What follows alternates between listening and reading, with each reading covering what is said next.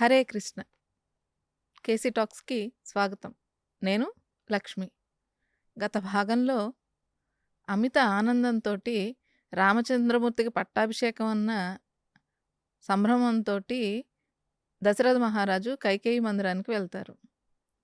అక్కడ కైకేయి ఎంతో బాధపడ్డం చూసి ఆయన దిగ్భ్రాంతికి లోనవుతారు.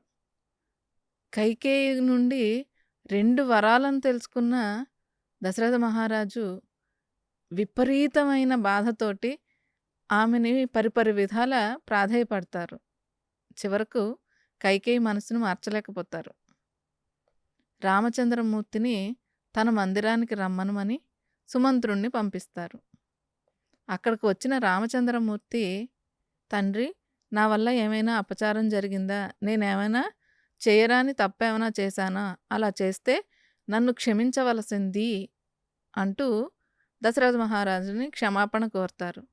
కోరిన తర్వాత రామచంద్రమూర్తి దశరథ మహారాజుతో ఇంకా ఏం మాట్లాడారో మనం కృష్ణ చైతన్య గారిని అడిగి తెలుసుకుందాం.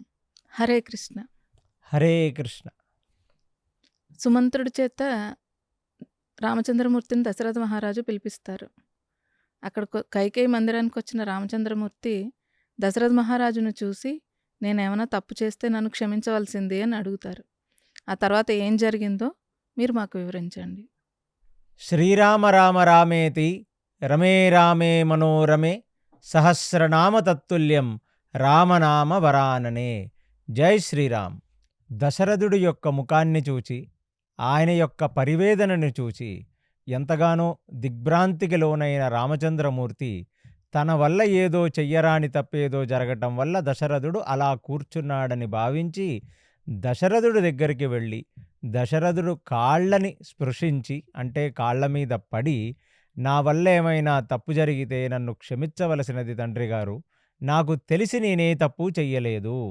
కానీ ఏదో ఒక కారణము చేత నా ప్రజ్ఞకు తెలియనిది, నా చిత్తమునకు తెలియనిది ఏదైనా తప్పు చేసుంటే నన్ను మన్నించవలసినది అని కోరాడు. దశరథుడు ఏ మాట మాట్లాడకుండా తల ఎత్తి రామచంద్రమూర్తిని చూడకుండా ఆ తల దించుకొని ఏ మాటలు లేనివాడై కృంగి అలా కూర్చుండిపోయాడు తన సింహాసనం మీద. రామచంద్రమూర్తికి ఏమీ అర్థం కాలేదు. దశరథుడు ఎందుకు అంత మౌనంగా ఉన్నాడో, అంత దిగ్భ్రాంతికి లోనయ్యాడో ఆయనకి ఏమీ అర్థం కాలేదు. అప్పుడు పక్కన్నించి వచ్చిన కైకేయి, మీ నాన్నగారు గతంలో నాకు 2 వరాలు ఇచ్చారు. ఆ 2 వరాలు నిన్న నేను కోరదలిచాను. మీ నాన్నగారిని అడిగి మీ నాన్నగారి అనుమతి తర్వాతనే నేను ఆ 2 వరాలను కోరుకున్నాను. ఆ 2 వరాలను కోరుకున్న తర్వాత అలాంటి వరాలు తీర్చలేను అని అనుకున్న దశరథుడు రాత్రి నుంచి ఇలాగ దిగ్భ్రాంతికి లోనయ్యాడు. అది నాయన జరిగింది అని రామచంద్రమూర్తికి చెప్పింది. రామచంద్రమూర్తి దశరథుణ్ణి చూస్తూ, ఆ దశరథుడు రామచంద్రమూర్తిని చూడలేక సింహాసనం మీద కృంగి కూర్చొని తల కిందకు దించుకొని ఉన్నాడు. అలాంటి దశరథుడి వైపు తిరిగి రామచంద్రమూర్తి, ఏమిటి నాన్న 2 వరాలు? ఈ భూమండలంలో ఎంత కష్టమైనదైనా నేను వాటిని తీర్చే ప్రయత్నం చేస్తాను. మీరు దిగ్భ్రాంతి చెందవలసిన అవసరం లేదు. అంతేకాదు, ఒకవేళ నన్ను అగ్నిప్రవేశం చెయ్యమని ఆ 2 వరాలలో ఏదైనా కోరిక కైకేయి కోరినా, మీరు నాకు చెప్పలేని పరిస్థితుల్లో ఉన్నా నేను అగ్నిప్రవేశమే చెయ్యటానికి సిద్ధంగా ఉన్నాను. నేను మీ కొడుకుని. మీరు ఇచ్చిన మాట నిలబెట్టడం కోసం నేను అగ్నిప్రవేశం చెయ్యటానికైనా సంసిద్ధమే. అదే కాక ఈ భూమండలంలో ఉన్న అతి క్రూర సర్పములు, కాలకూట విషము లాంటి విషాన్నేదైనా నా చేత తాగిచ్చమని కైకేయి మిమ్మల్ని కోరితే మీరు నాకు చెప్పలేని స్థితిలో దిగ్భ్రాంతి చెందారేమో. మీకోసం నేను అలాంటి కాలకూట విషాన్నైనా తాగి మరణించడానికి సిద్ధమే. ఇంతకంటే పెద్ద కోరికలు ఏమి కోరగలరో ఒక వ్యక్తి? కాబట్టి మీరంత దిగ్భ్రాంతి చెందవలసిన అవసరం లేదు. ఒక్కసారి నా వైపు చూచి నాతో మాట్లాడండి నాన్న.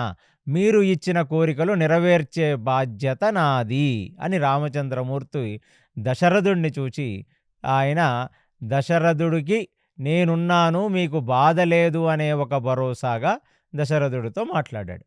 తండ్రి కొడుకుల మధ్యన ఉన్న ఇలాంటి ఒక వాత్సల్యపూర్వక సంవాదనను విన్న కైకేయి, దశరథుడు ముందు నిలబడ్డ రామచంద్రుడు కాలకూట విషం తాగమంటారా, అగ్నిప్రవేశం చెయ్యమంటారా అని పెద్ద పెద్ద మాటలు మాట్లాడుతుంటే ఎక్కడ దశరథుడు అక్కడ రామచంద్రమూర్తిని ఆలింగనం చేసుకొని ఏడ్చేస్తాడో అని గమనించిన కైకేయి, అంత పెద్ద పెద్ద కోరికలేమీ కోరలేదు నాయన నీ తల్లి.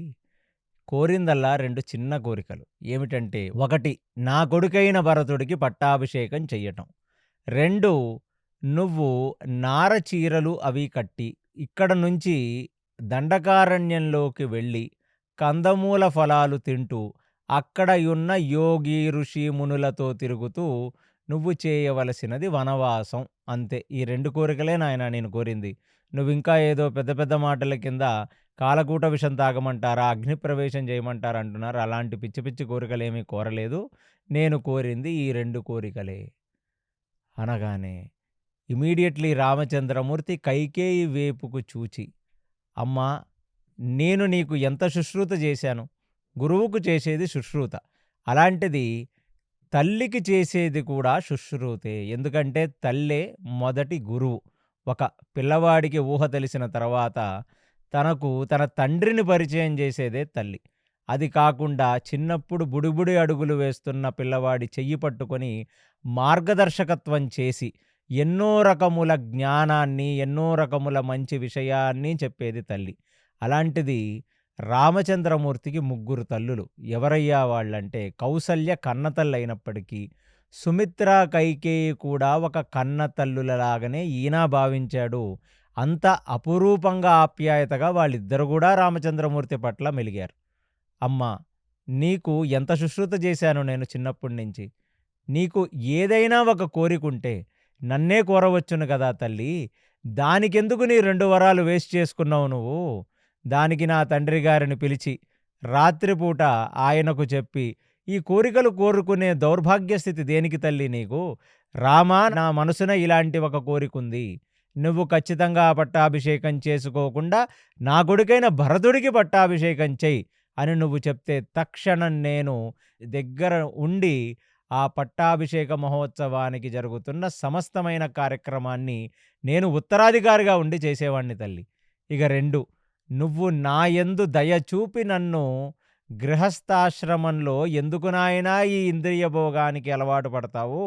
నువ్వు ముందే జీవిత పరమార్థమైన వానప్రస్థానికి, సన్యాసానికి, మోక్ష సాధనకు నువ్వు వనవాసానికి వెళ్ళి తపస్సు చేసుకొని ఒక తాపసిలాగా మారి అక్కడ ఇంకా బ్రహ్మజ్ఞానమును సంపాదించుకోనాయనా అని నువ్వు నాకు చెప్తే అది నాకు మా మాతృమూర్తి ఆశీర్వాదముగా భావించి నా అంతట నేనే వెళ్ళిపోయి ఉండేవాణ్ణి తల్లి.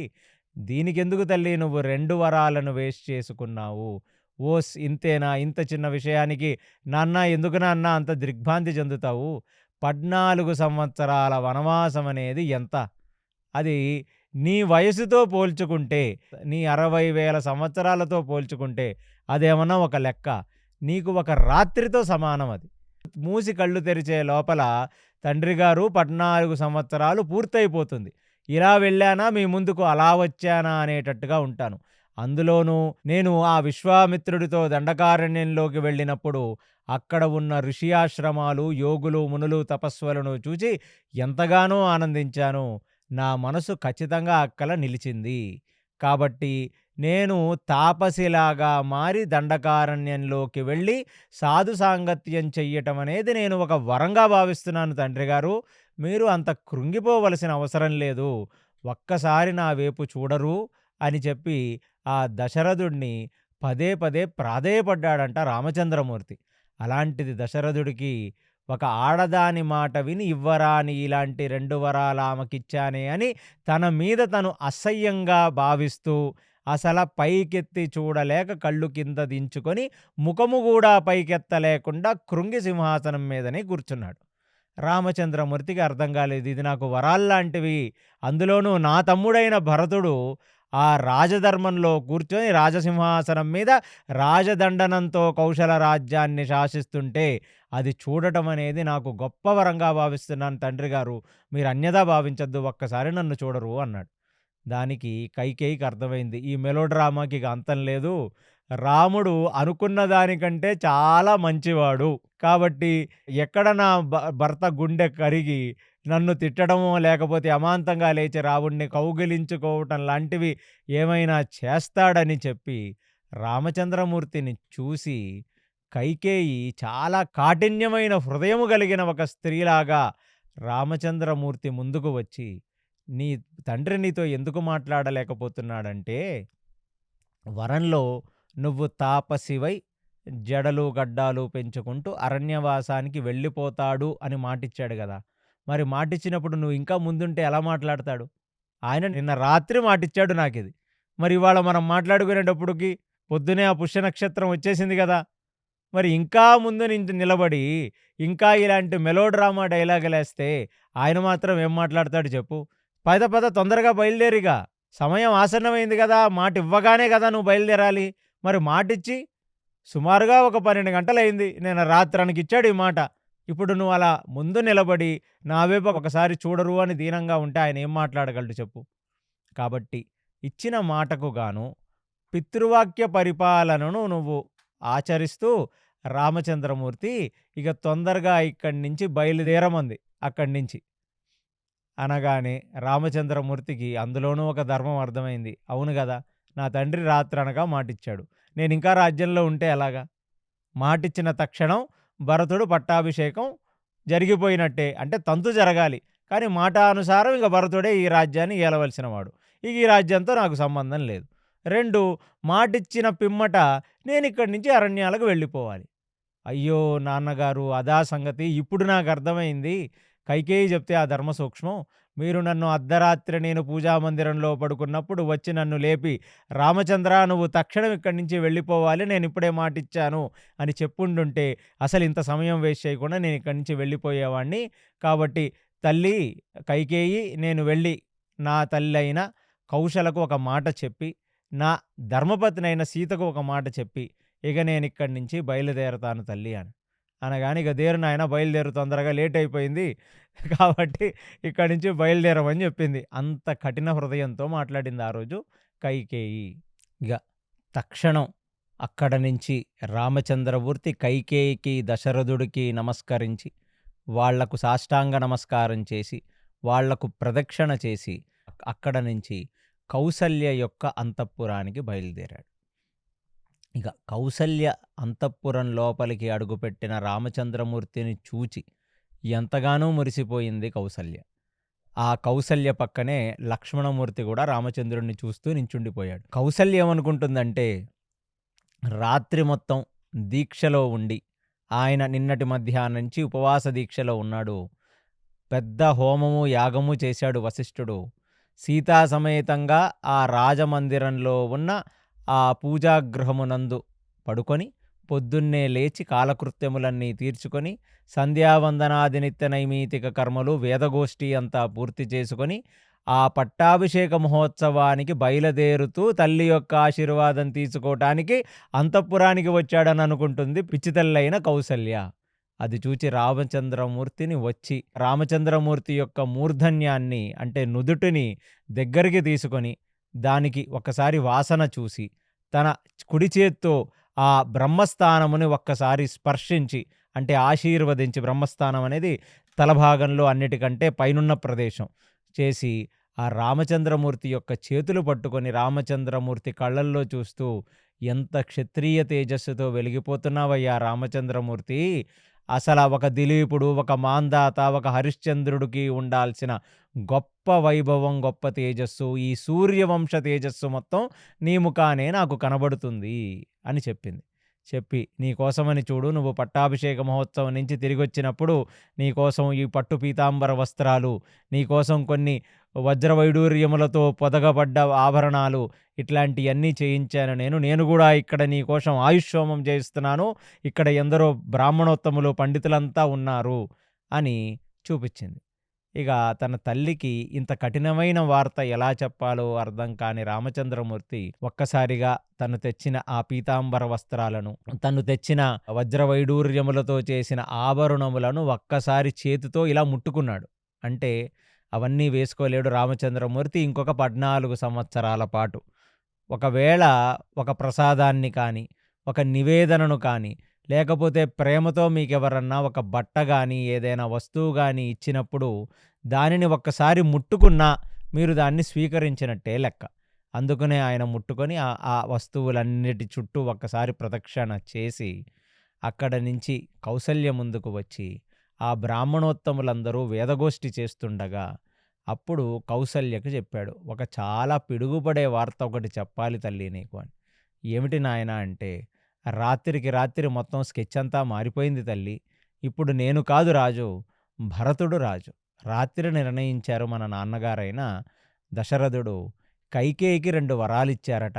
ఆ వరంలో మొదటి వరం ఏమిటంటే, నాకు చెయ్యవలసిన ఈ పట్టాభిషేక మహోత్సవాన్ని భరతుడికి చేసి, భరతుడిని ఇక్కడ రాజసింహాసనం మీద కూర్చొండబెట్టి, ఆయననే ఈ కౌశల రాజ్యము యొక్క చక్రవర్తిగా ఆయనని చేద్దామని నిర్ణయించుకున్నారు." ఆ మాట విన్న కౌసల్య అస్సలు బాధపడలేదు కదా, కించిత్ తన ముఖ కవళికలు కూడా మారలేదు.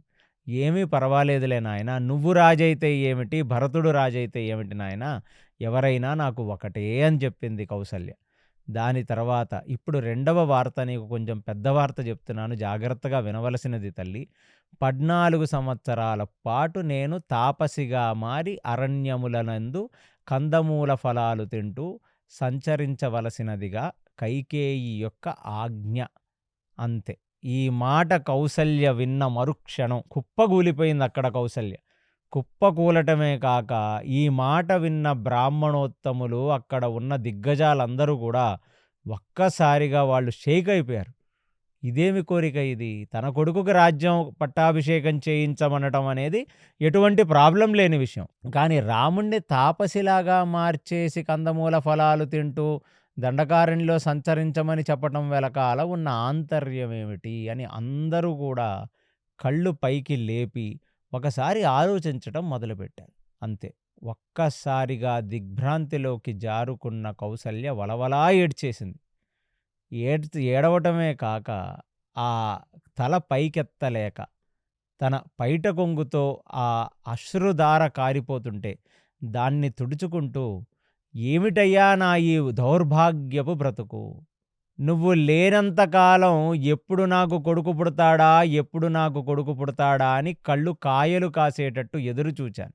కానీ ఆ ఆనందం 3 నాళ్ల ముచ్చటగానే మిగిలిపోతుంది.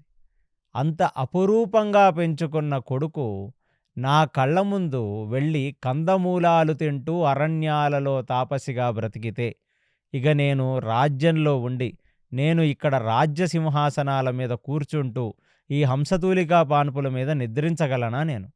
నేనసల కంటి నిండా నిద్ర, కడుపు నిండా తిండి నేను తినగలనా నేను? రామా, నువ్వు పుట్టకపోయినా పర్వాలేదు గాని, నువ్వు పుట్టటం వల్ల వస్తున్న బాధ నేను భరించలేకపోతున్నాను" అని చెప్పిందంట కౌసల్య. అంటే దీనికి 2 రకాల అర్థాలు.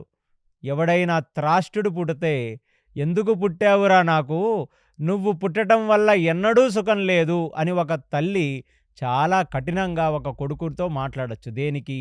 ఆ కొడుకుని మళ్ళీ సంస్కరించి వాడు ప్రయోజకుడవుతాడు అనేటట్టుగా ఇలా మాట్లాడొచ్చు.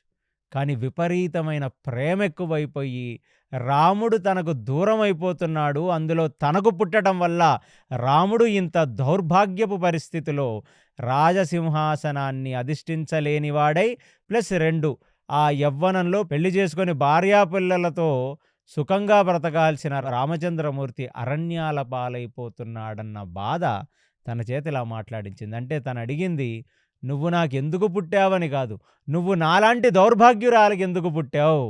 అది కౌసల్య హృదయం. ఎప్పుడైతే లక్ష్మణస్వామి ఈ డైలాగు కౌసల్య నోటి వెంట విని, కౌసల్య ఆపుకోలేని కన్నీళ్లు కారుస్తుంటే కళ్ళన్నీ లక్ష్మణస్వామికి ఎరుపెక్కాయంట. ఒక్కసారిగా పిడికిడి బిగించాడు, పళ్ళు కొరికాడు. కొరికి, "రామా, అసలు ఇదేమైనా ధర్మం అనేది ఉందా ఈ కోరికలో? అమ్మ బాధలో ఒక అర్థం ఉంది కదా. కాబట్టి నువ్వు ఖచ్చితంగా రామా ఇలాంటి ఒక కోరికను తీర్చకూడదు. నువ్వు అరణ్యాలు పట్టి వెళ్ళకూడదు. 14 సంవత్సరాలంటే ఏమన్నా చిన్న సమయమా అది? కాబట్టి లేదు రామా, నువ్వు వెళ్ళటానికి నేను ఒప్పుకోను.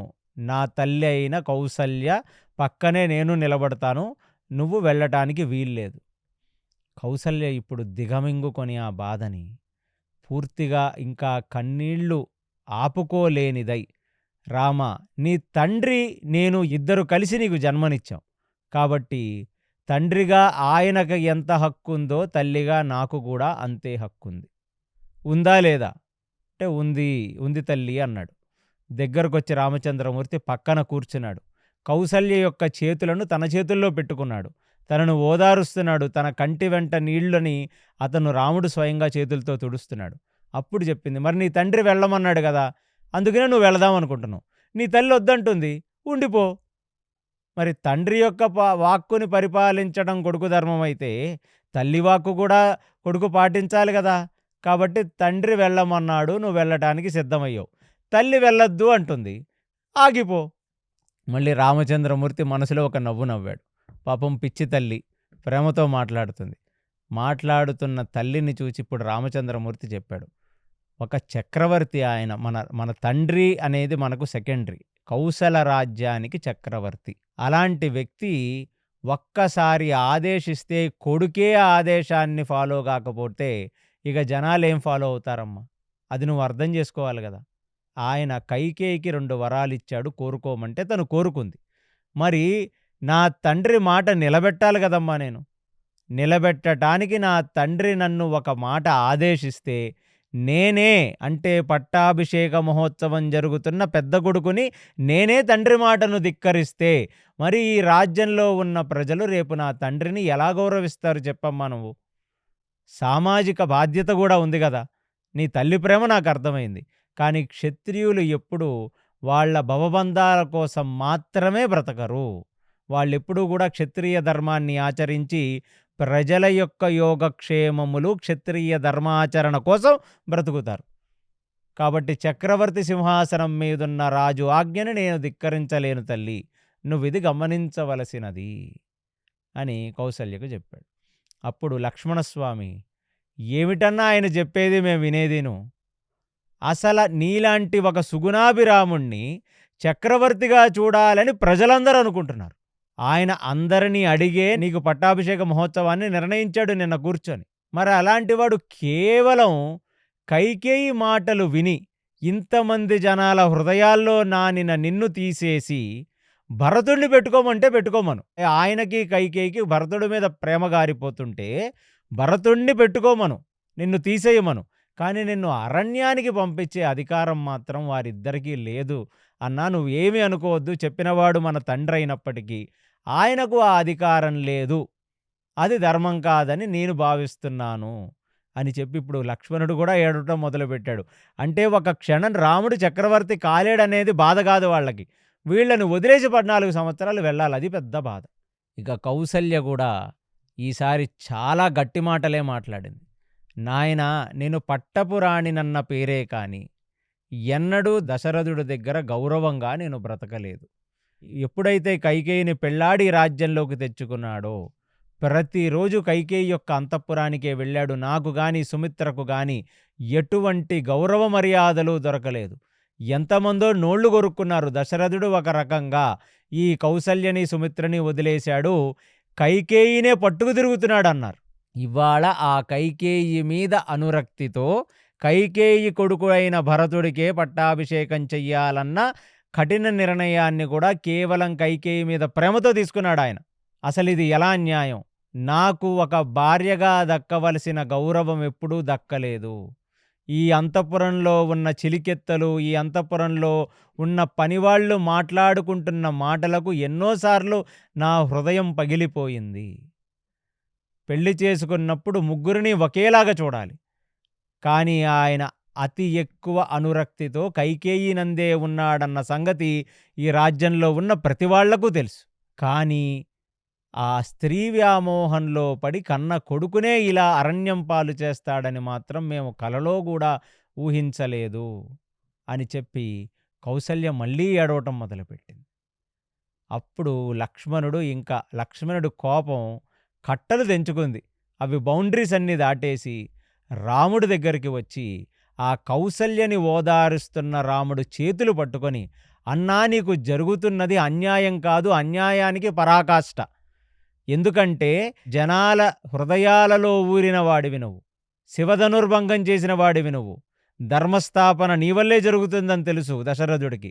అయినా సరే ఇంతమంది ప్రజల యొక్క యోగక్షేమములు ఆలోచించకుండా, ప్రజల యొక్క హృదయాలు ఆలోచించకుండా, ఇక్కడున్న తాపసులు, యోగులు, మునులు, వశిష్ఠాది ఋషులకు నువ్వంటే ఇష్టం. జాబిలి, వామదేవాది ఋషులు నీ యొక్క పట్టాభిషేకాన్ని వాళ్ళందరూ కూడా ఆమోదించారు.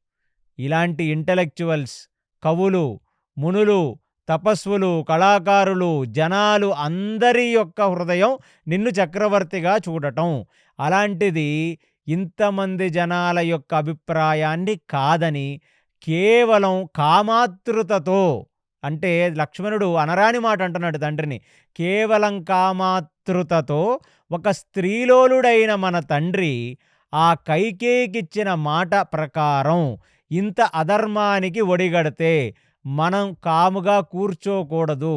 మనం కూడా క్షత్రియ వీరులమే. అన్యాయాన్ని ఎదిరించడం, అన్యాయాన్ని అరికట్టడం క్షత్రియ లక్షణం. ఆ మాటికొస్తే క్షత్రియ ధర్మం.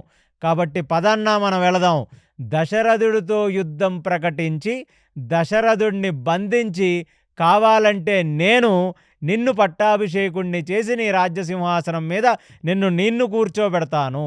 ఇది ఎలాంటి అధర్మం కాదన్నా. నిన్న మన తండ్రిని పిచ్చి పిచ్చి మాటలు మాట్లాడానని మాత్రం నువ్వు అనుకోవద్దు. ఒక ఆడదాని మాటలకు తల వంగి ఇంతమంది జనాల యొక్క యోగక్షేమములను తాకట్టు పెట్టి వాళ్ళ హృదయాలకు కావలసినది చెయ్యకుండా, తనకు కావలసినది, తనకు అతి ప్రియమైన భార్య అయిన ఆమె మోజులో పడి కైకేయికి కావలసినది చెయ్యటం, అలాంటిది క్షత్రియ లక్షణం కాదు. అందుకే నేను గతంలో చెప్పాను, పూర్వం రాజులు పరిపాలించేది ఆటోక్రటిక్ డెమోక్రసీ. అంటే వాళ్ళేమి నియతల్లాగా పాలించరు.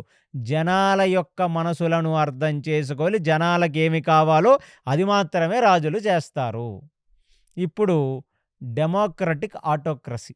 మనం ఒక నేతని ఎన్నుకుంటే ఆ నేత ఎప్పుడూ మనకు కావాల్సినది చెయ్యడు. కేవలం ఎన్నుకోవటానికి మాత్రమే మన ఇంటి ముందుకు వచ్చి ఓట్లు అడుగుతారు తప్ప, ఒక్కసారి ఎన్నుకున్న తర్వాత మనకు కావాల్సింది ఎవరు చేయరు. ఇది లక్ష్మణుడు చెప్తున్నాడు. ఆ రోజులలో రాజు కేవలం ప్రజలకేమి కావాలో అది మాత్రమే చెయ్యాలంట. అలా ఆగ్రహించిన లక్ష్మణుణ్ణి కొంచెం కోపంగా చూచిన రామచంద్రుడు, అలా పిచ్చి పిచ్చిగా మాట్లాడొద్దు నాయనా, దశరథుడు ఏమీ మామూలువాడు కాదు కదా. సాక్షాత్తు ఇంద్రచంద్రాదులు దశరథుడు ముందుకు వచ్చి చేతులు కట్టుకుని నించుంటారు. నించోవడం కాదు, వాళ్ళకేమన్నా బాధలొస్తే చెప్పుకునేవాళ్ళు. అందుకనే ఆ సాంబర మీద యుద్ధానికి వెళ్ళమని ఇంద్రుడు కోరాడు.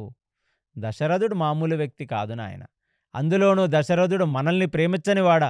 దశరథుడు ఆ విశ్వామిత్రుడొచ్చి దండకారణ్యం పేరు విన్న దశరథుడు నిర్ఘాంతపోయి, అలాంటి దండకారణ్యంలో ఉన్న రాక్షసులను సంహరించడానికి ఈ చిన్నపిల్లవాడైన రామచంద్రమూర్తిని నేను పంపించను. నాకు పూర్వానుభవం ఉంది. ఎందుకంటే దశరథుడు దండకారణ్యంలో రాక్షసులతో యుద్ధం చేసిన పూర్వానుభవం ఉంది కాబట్టి, అలాంటి క్రూరమైన రాక్షసుల దగ్గరికి నన్ను పంపించకుండా ఉండటానికి అహర్నిశలు పాటుపడ్డాడు కదా లక్ష్మణ. నీకు తెలియని విషయమా? విశ్వామిత్రుడి దగ్గరతో మనల్ని పంపించటానికి ఎన్ని రకాల కారణాలు చెప్పాడు, ఎంత వద్దన్నాడు, ప్రాధేయపడ్డాడు. మీసాలు కూడా సరిగ్గా మొలవలేదు, వీళ్ళ రాక్షసులతో యుద్ధం చేసేది అని చెప్పి నిగ్రహించినవాడు కాదా? అలాంటివాడు మనల్ని అరణ్యాలకు పంపుతాడా? ఎందుకు లక్ష్మణ నోరు పారేసుకుంటావు తండ్రి గురించి తెలియకుండా?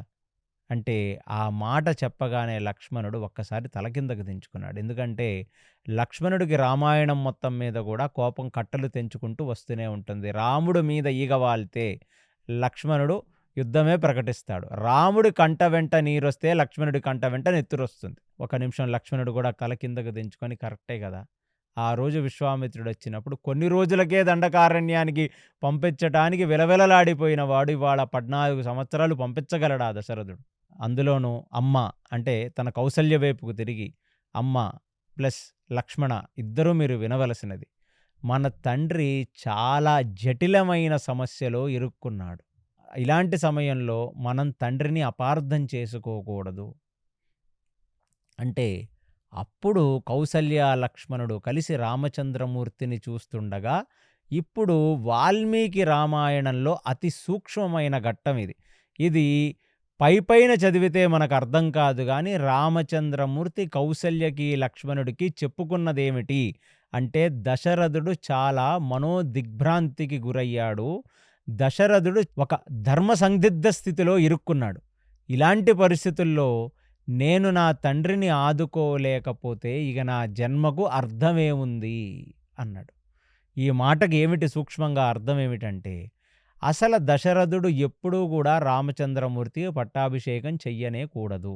కౌసల్యకి గాని, సుమిత్రకు గాని పిల్లలు పుట్టనప్పుడు కైకేయి రాజ్యంలో కైకేయి రాజైన అశ్వపతి దగ్గరికి వెళ్ళి, నాకు పిల్లలు పుట్టరు కాబట్టి నీ కూతుర్నిచ్చి నాకు పెళ్లి చెయ్యమని అడిగితే, అక్కడ ఆ అశ్వపతి, మరి ముసలివాడివి నా కూతుర్ని సరిగ్గా చూసుకోగలనా అని అడిగితే, నేను కళ్ళల్లో పెట్టుకొని చూసుకుంటాను, కాళ్ళు కందకుండా చూసుకుంటాను, నాకిచ్చి పెళ్లి చెయ్యమని ఆయన ప్రాధేయపడితే, అక్కడ అశ్వపతి ఏమని అడిగాడు, మరి నిన్ను పెళ్లి చేసుకుంటే పట్టపు స్త్రీ హోదా ఎలాగూ కైకేయికి దక్కదు, మరి కనీసం కైకేయికి పుట్టిన పిల్లలు, వాళ్లకు పుట్టిన పిల్లల పరిస్థితి ఏమిటి అంటే, నా పట్టపురాణైన కౌసల్యకు తర్వాత పెళ్లి చేసుకున్న సుమిత్రకు పిల్లలు పుట్టలేదు కాబట్టే నేనొచ్చి నీ కూతురు యొక్క చెయ్యి అడిగాను, కాబట్టి ఖచ్చితంగా నీ కూతురుతో సంతానాన్ని నేను కంటే అదే ప్రథమ సంతానం అవుతుంది, కాబట్టి నేను అతనికే పట్టాభిషేకం చేస్తానని చెప్పి ఆ అశ్వపతి, ఆ కైకేయ రాజైన అశ్వపతికి దశరథుడు మాట ఇచ్చాడు.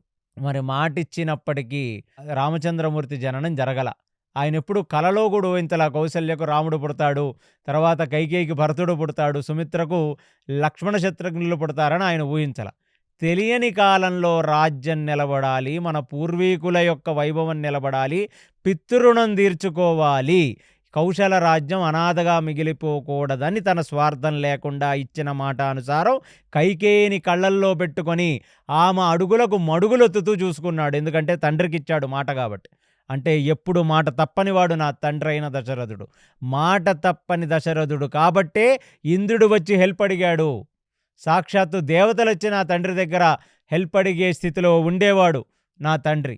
అలాంటిది కేవలం నా మీద ఉన్న ప్రేమతో, నన్ను రాజసింహాసనం మీద కూర్చుండబెట్టాలనే ఒక కాంక్షతో ఆ మాట తప్పే ప్రయత్నం చేశాడు. అందుకనే ఆయన ధర్మ సందిగ్ధంలో ఆయన ఇరుక్కున్నాడు. అది మనం పిల్లలుగా, నువ్వు పట్టపు స్త్రీగా ఆయన యొక్క బాధని నువ్వు అర్థం చేసుకోవమ్మా. ఇది రాముడు వయస్సుకి అంత దూరం ఆలోచించాడు ఆయన. మరి అలాంటిది ఏం చెయ్యాలి? కైకేయి రాజును పిలిచి ఆ అశ్వపతిని, నాకు పిల్లలు పుట్టని కాలంలో నీ మనవడైన భరతుడికి నేను పట్టాభిషేకం చేస్తానన్నా. కానీ వాళ్ళ కౌసల్యకి ఒక కొడుకు పుట్టాడు, ఆయన రామచంద్రమూర్తి. అదే కాకుండా రామచంద్రమూర్తే రాజుగా అవ్వాలని ప్రజలందరూ విశ్వసిస్తున్నారు. రాముడు సుగుణాభిరాముడు, రాముడు యోగ్యవంతుడు, రాముడికి అర్హత ఉంది, కాబట్టి ఇప్పుడు నేను మాట మార్చాలా, లేకపోతే నీకు ఆమోదనీయ యోగ్యమేనా నేను రాముణ్ణి పట్టాభిషేకం చేస్తే అని అశ్వపతిని అడగాలి, కైకేయిని అడగాలి. అప్పుడు అడుగుంటే బహుశా వాళ్ళు కాదనేవాళ్ళు కాదేమో, మరి కాదనేవాళ్ళేమో. అలాంటి ఒక జటిల పరిస్థితి రాకూడదని చెప్పి తన గ్రహ ప్రభావం బాలేదు, దుశ్శకునములు కనబడుతున్నాయి, నేను ఎక్కువ కాలం ఈ రాజ్యంలో బ్రతికి ఉండలేను అని ఇది ఆపత్కాలంగా భావించిన దశరథుడు ఎవరిని అడగకుండా ముహూర్తం పెట్టేసి తనే నిర్ణయం కూడా తీసేసుకొని, అది కైకేయ రాజుకి కానీ నా మామగారైన జనకుడికి గాని వర్తమానం పంపించవద్దు అని చెప్పి సర్దేసే ప్రయత్నం చేశాడు దశరథుడు. అంటే కొడుకు ఎంత దూరం ఆలోచించాడో చూడండి. తండ్రి ఏ మాట మాట్లాడలేదు. అందుకనే వాల్మీకి రామాయణంలో ఇది అంతర్వాహిని. రాముడు ఆ రోజు చేసిన త్యాగం ఒక కొడుకు తండ్రి మనసును అర్థం చేసుకొని ఎలా త్యాగం చెయ్యాలి. దశరథుణ్ణి అందరూ మాటలు అన్నవాళ్లే, కానీ ఒక రామచంద్రమూర్తికి మాత్రమే దశరథుడు ఎలాంటి ఒక జటిలమైన స్థితిలో ఇరుక్కున్నాడో అర్థమైంది. అది తండ్రి హృదయం. అందుకు ఆత్మావై పుత్రనామాసి అని ఎందుకన్నారంటే, తండ్రి హృదయం ఎరిగి నిలబడ్డవాడు మాత్రమే కొడుకు. అందుకు ఆయన ధర్మప్రభు. భరతుడు రాజ్యంలో లేడు, శత్రుఘ్నుడు రాజ్యంలో లేడు. యుధాజిత్ వచ్చి వాళ్ళని వాళ్ళ యొక్క తాతగారింటికి తీసుకెళ్ళాడు. ముహూర్తం పెట్టేశాడు. మరుసటి రోజు పుష్యనక్షత్రం అన్నాడు. ఇమీడియట్లీ రామచంద్రమూర్తిని పట్టాభిషేకం చెయ్యాలని చెప్పాడు. ఎంత ప్రేమ లేకపోతే అమ్మా ఇవన్నీ చేస్తాడు దశరథుడు. దశరథుడికి రాముడి మీద ప్రేమ లేదు, స్త్రీలోలత్వంలోకెళ్ళి పంపించాడన్న మాట మాత్రం మీరు మాట్లాడకూడదమ్మా. అంతే. కౌసల్య నోట వెంట మాట లేదు, లక్ష్మణుడి నోట వెంట మాట లేదు. అలాంటిది నా తండ్రిలో స్వార్థం అనేది నేనెన్నడూ చూడలేదు. స్వార్థపూరితమైన మనుషులు ఈ ఇక్ష్వాకు కులవంశాల్లో పుట్టరు. సగరుడు తండ్రిగా నిలబడి అశ్వమేధ యాగం చేస్తే 60,000 మంది పిల్లలు ఆ గుర్రాన్ని వెతకటానికి వెళ్ళి వాళ్ళందరూ కూడా బూడిదైపోయారు. మన పూర్వీకుల నుంచి మనం తెలుసుకోవాల్సినది ఏంటంటే, తండ్రి గారి ధర్మాచరణ గురించి కొడుకులు బలైపోయినా పర్వాలేదు. భగీరథుడు భస్మంగా మారిపోయిన పూర్వీకులందరినీ కూడా మళ్ళీ బ్రతికించటానికి ఘోర తపస్సు చేసి గంగని భూమి మీదకు తీసుకొని వచ్చి పాతాళలోకానికి పంపించి అక్కడ ఉన్న మన పూర్వీకులకు మళ్ళీ శరీరాలు దొరికి ఊర్ధ్వలోకాలకు వెళ్ళేటట్టుగా ఆయన త్యాగం చేసిన వాడు కాదా? హరిశ్చంద్రుడు పుట్టిన వంశం మనది. ఒక్కసారి మాట ఇస్తే మాట తప్పని వంశం. అందుకనే ఇక్ష్వాక కులంలో సాక్షాత్తు మనువు తర్వాత ఇక్ష్వాకు ప్రతిరోజు నిలబడి ఆ రంగనాథస్వామికి, సూర్యనారాయణుడికి వాళ్ళు అర్ఘ్యం ఇచ్చేది దేనికి?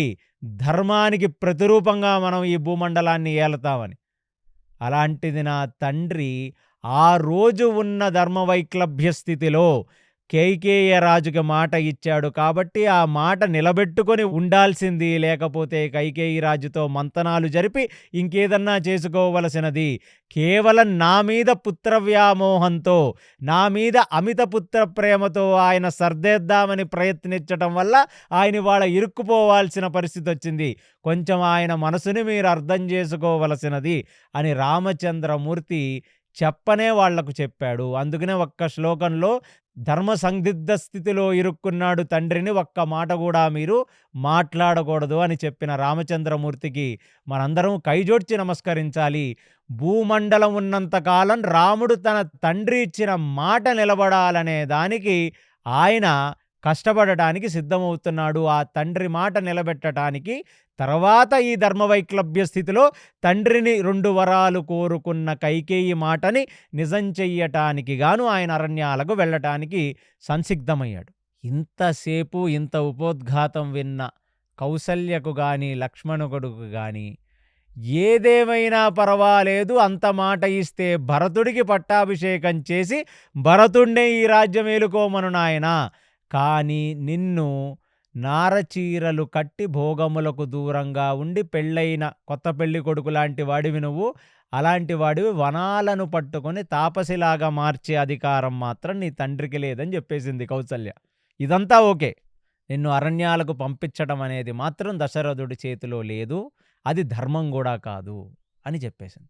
లక్ష్మణుడు కూడా ఏంటన్నా మాట్లాడితే ధర్మం అంటావు, కరెక్టే కదా, ఆయన మాట నిలబెట్టడానికి ఆయన కావాల్సి వస్తే కైకేయి కొడుకుని పట్టాభిషేకం చెయ్యమను, కానీ నిన్నెందుకు బయటికి పంపించాలి?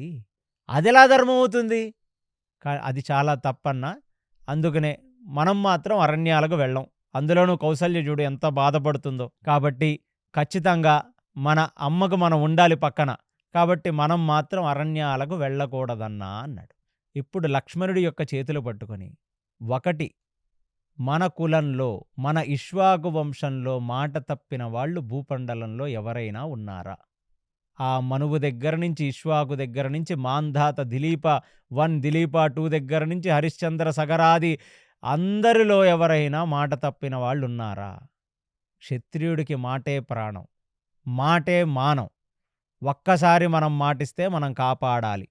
తండ్రి కైకేయరాజు అశ్వపతికి ఇచ్చిన మాట అనుసారం భరతుడికి పట్టాభిషేకం చెయ్యాల్సిందే. 2, కైకేయి పాపం తన అభద్రతా భావంతో అడిగిన ఈ కోరిక నెరవేర్చాల్సిందే. ఎందుకంటే ఆ మాట కూడా కైకేయికి ఇచ్చాడు. ఎందుకు ఇచ్చాడు? ఉత్తగా ఇవ్వలేదు. కైకేయి తన ప్రాణాలను కాపాడింది, ఆ యుద్ధంలో రక్షించి బయటికి తీసుకొచ్చింది. ఆ రోజు కైకేయి గాని మన తండ్రిగారైన దశరథుడిని రక్షించి ఉండకపోయుండుంటే ఇవాళ మన తల్లులు వైధవ్యంతో బాధపడుతూ కౌసల రాజ్యం అనేది ఏ రాజు లేని అరాచకత్వంలో ఉండేది. కాబట్టి కైకేయిని కూడా తప్పుపట్టకండి. ఆమె చేయాల్సిన ధర్మం కంటే చాలా ఎక్కువే చేసి మన తండ్రి గారిని కాపాడింది. మరి అలాంటి ఒక స్త్రీమూర్తి అడిగిన కోరిక మన తండ్రి నెరవేర్చకపోతే అంతే తండ్రి చేసిన అప్పు కొడుకు తీర్చడం లాంటిది ఇది ఒక రకంగా. అంతే కదా! ఆయన ప్రాణాలను కాపాడిన ఒక స్త్రీమూర్తి అడిగిన ఒక కోరిక తీర్చలేకపోతే ఇక దేనికి ఈ క్షత్రియ వంశం? దేనికి ఈ ప్రతిష్ట? నువ్వు 1,00,000 చెప్పు, 1000 చెప్పన్నా ఇది మాత్రం నాకు ధర్మంగా అనిపించట్లేదు. ఇందులో అసూయ కలుగుతుంది. కైకేయి అడగరానికి కోరిక అడుగుతుంది. అంటే ఇప్పుడు వేదాంతం చెప్తున్నాడు రాముడు. కరెక్టే గదా! మనం ఒకటి తలిచాము. దైవం ఒకటి తలిచింది. ఎప్పుడూ మనం తలిచినట్టే జరిగితే ఇక దైవం యొక్క ఉనికి ఏముంది? మనిషి దేవుణ్ణెప్పుడు నమ్ముతాడంటే తానొకటి తలిచి ఆ తలిచింది నెరవేరకపోతే ఆకాశంలో చూస్తాడట. అప్పుడు వాడికి అర్థమవుతుంది, అమ్మో మనం స్వతంత్రులం కాదు, మనం ఒకళ్ళ ఆధీనంలో ఉన్నాం. ఎవరాధీనంలో అంటే ఆ దైవం ఆధీనంలో ఉన్నాం. నువ్వే చెప్తున్నావు కదా లక్ష్మణ, కైకేయి ఇలాంటి కోరిక కోరకూడదు అని చెప్తున్నావు. అంటే కోరరాని కోరిక కోరింది. అంటే మన మీద ఒక పరమాత్మ అనేవాడు ఒకడున్నాడు, దైవం అనేది ఒకటుంది. మనం దైవాధీనంలో బ్రతుకుతున్నామని ఇక్కడే అర్థమవుతుంది కదా నీకు. అంటే ఏమంటావన్నా అంటే ఎవడు పడితే వచ్చి వాడు మనల్ని సింహాసనం మీద నుంచి తోసేయటం, మనల్ని అరణ్యాల పాలు చేస్తే మనం ఇంకా క్షత్రియ వీర్యం అనేది లేదా మనకి? ఇది దైవ కార్యం, ఇది దైవం తలిచిందని చెప్పి మనం ఇంకా చేతులు కట్టుకొని నించుంటామా అన్న? మన కర్మాచరణ అనేది లేదా? ధర్మాచరణ అనేది లేదా? అంటే మన యొక్క భవిష్యత్తు మన చేతిలో లేదు. మళ్ళీ లక్ష్మణ, మళ్ళీ గతి తప్పుతున్నావు. మన భవిష్యత్ ఎప్పుడూ మన చేతిలో లేదు. ఇక్కడ తత్వం అనేది చాలా ముఖ్యంగా రామచంద్రమూర్తి చెప్తున్నాడు. రాకూడని కోరిక కైకేయి మనసులో వచ్చిందంటేనే దైవం ఇంకేదో తలుస్తుంది. ప్రతిసారి మనం మన యొక్క శక్తితో మన ఫ్యూచర్ని, మన భవిష్యత్తుని మనం మార్చుకోవాలని అనుకోవటం అనేది అహంకార భూయిష్ఠుడైన ఒక మనిషి తలుస్తాడు తప్ప, మనం కేవలం జీవితం కృష్ణార్పణమస్తు అనే ఒక భావనతో మనం బ్రతకాలి. ధర్మాచరణ మాత్రమే మన చేతిలో ఉంది. ఆ ధర్మముతో కర్మని ఆచరించడం మాత్రమే మన చేతిలో ఉంది. భవిష్యత్తు మన చేతిలో లేదు.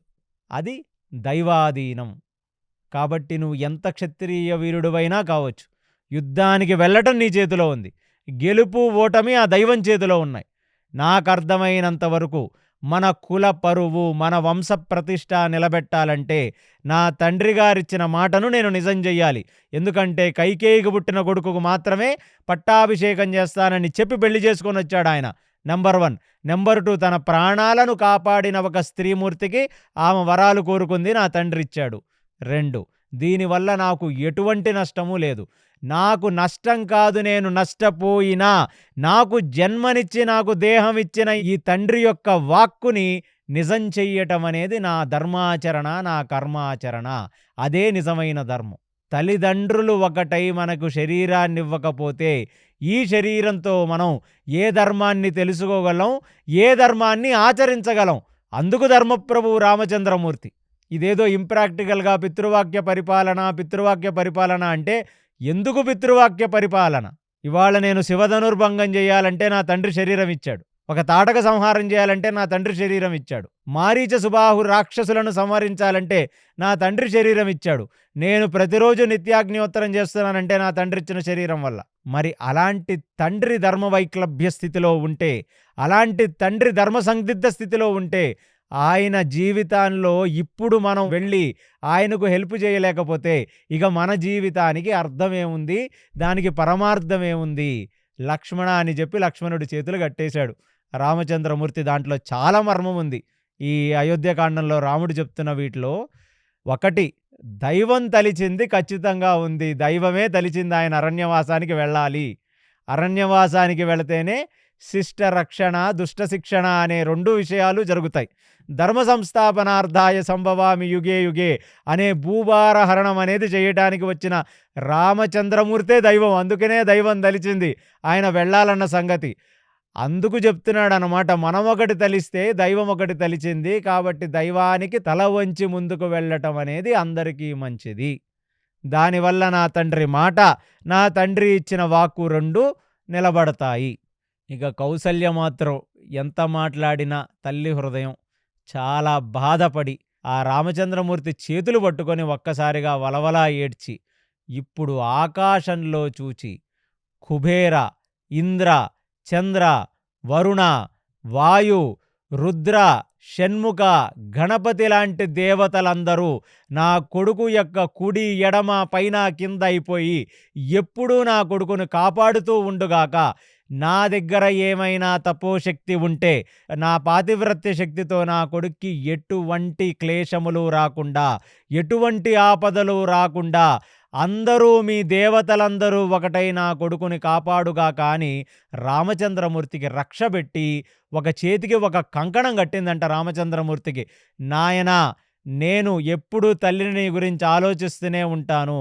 దయచేసి 14 సంవత్సరాల వనవాసం పూర్తి చేసుకొని ఎదురు చూస్తున్న ఈ తల్లి కోసం మళ్ళీ తిరిగొస్తానని నాకు మాటివ్వవని చెప్పి చేతులు పట్టుకొని వలవలా ఏడ్చిన ఆ కౌసల్య యొక్క ఆ కన్నీటిని చూసి లక్ష్మణుడు గుండె కరిగి, లక్ష్మణుడు తట్టుకోలేక రాముడిని ఆలింగనం చేసి ఏడ్చేసిన సంగతి మనకు వాల్మీకి ధృవీకరిస్తున్నారు ఇక్కడ. ఇక వెనక్కి తిరిగి చూడకుండా, మళ్ళీ తల్లి యొక్క మనసుని గాయపరచకుండా అక్కడ నుంచి వెళ్ళిపోవటానికి తల్లికి సాష్టాంగ నమస్కారం చేసి, తల్లికి 3 ప్రదక్షిణములు చేసి, తల్లి యొక్క ఆశీర్వాదం తీసుకున్న రామచంద్రమూర్తి లక్ష్మణ సమేతంగా అక్కడ నుంచి తన అంతఃపురానికి బయలుదేరాడు. ఇక సీత ఇప్పటికే చాలా సమయం అయింది, నా భర్త వెళ్ళి ఇప్పుడు పట్టాభిషిక్తుడై తిరిగి వస్తాడు అని ఆ బయట కూర్చొని ఎదురు చూస్తుంది.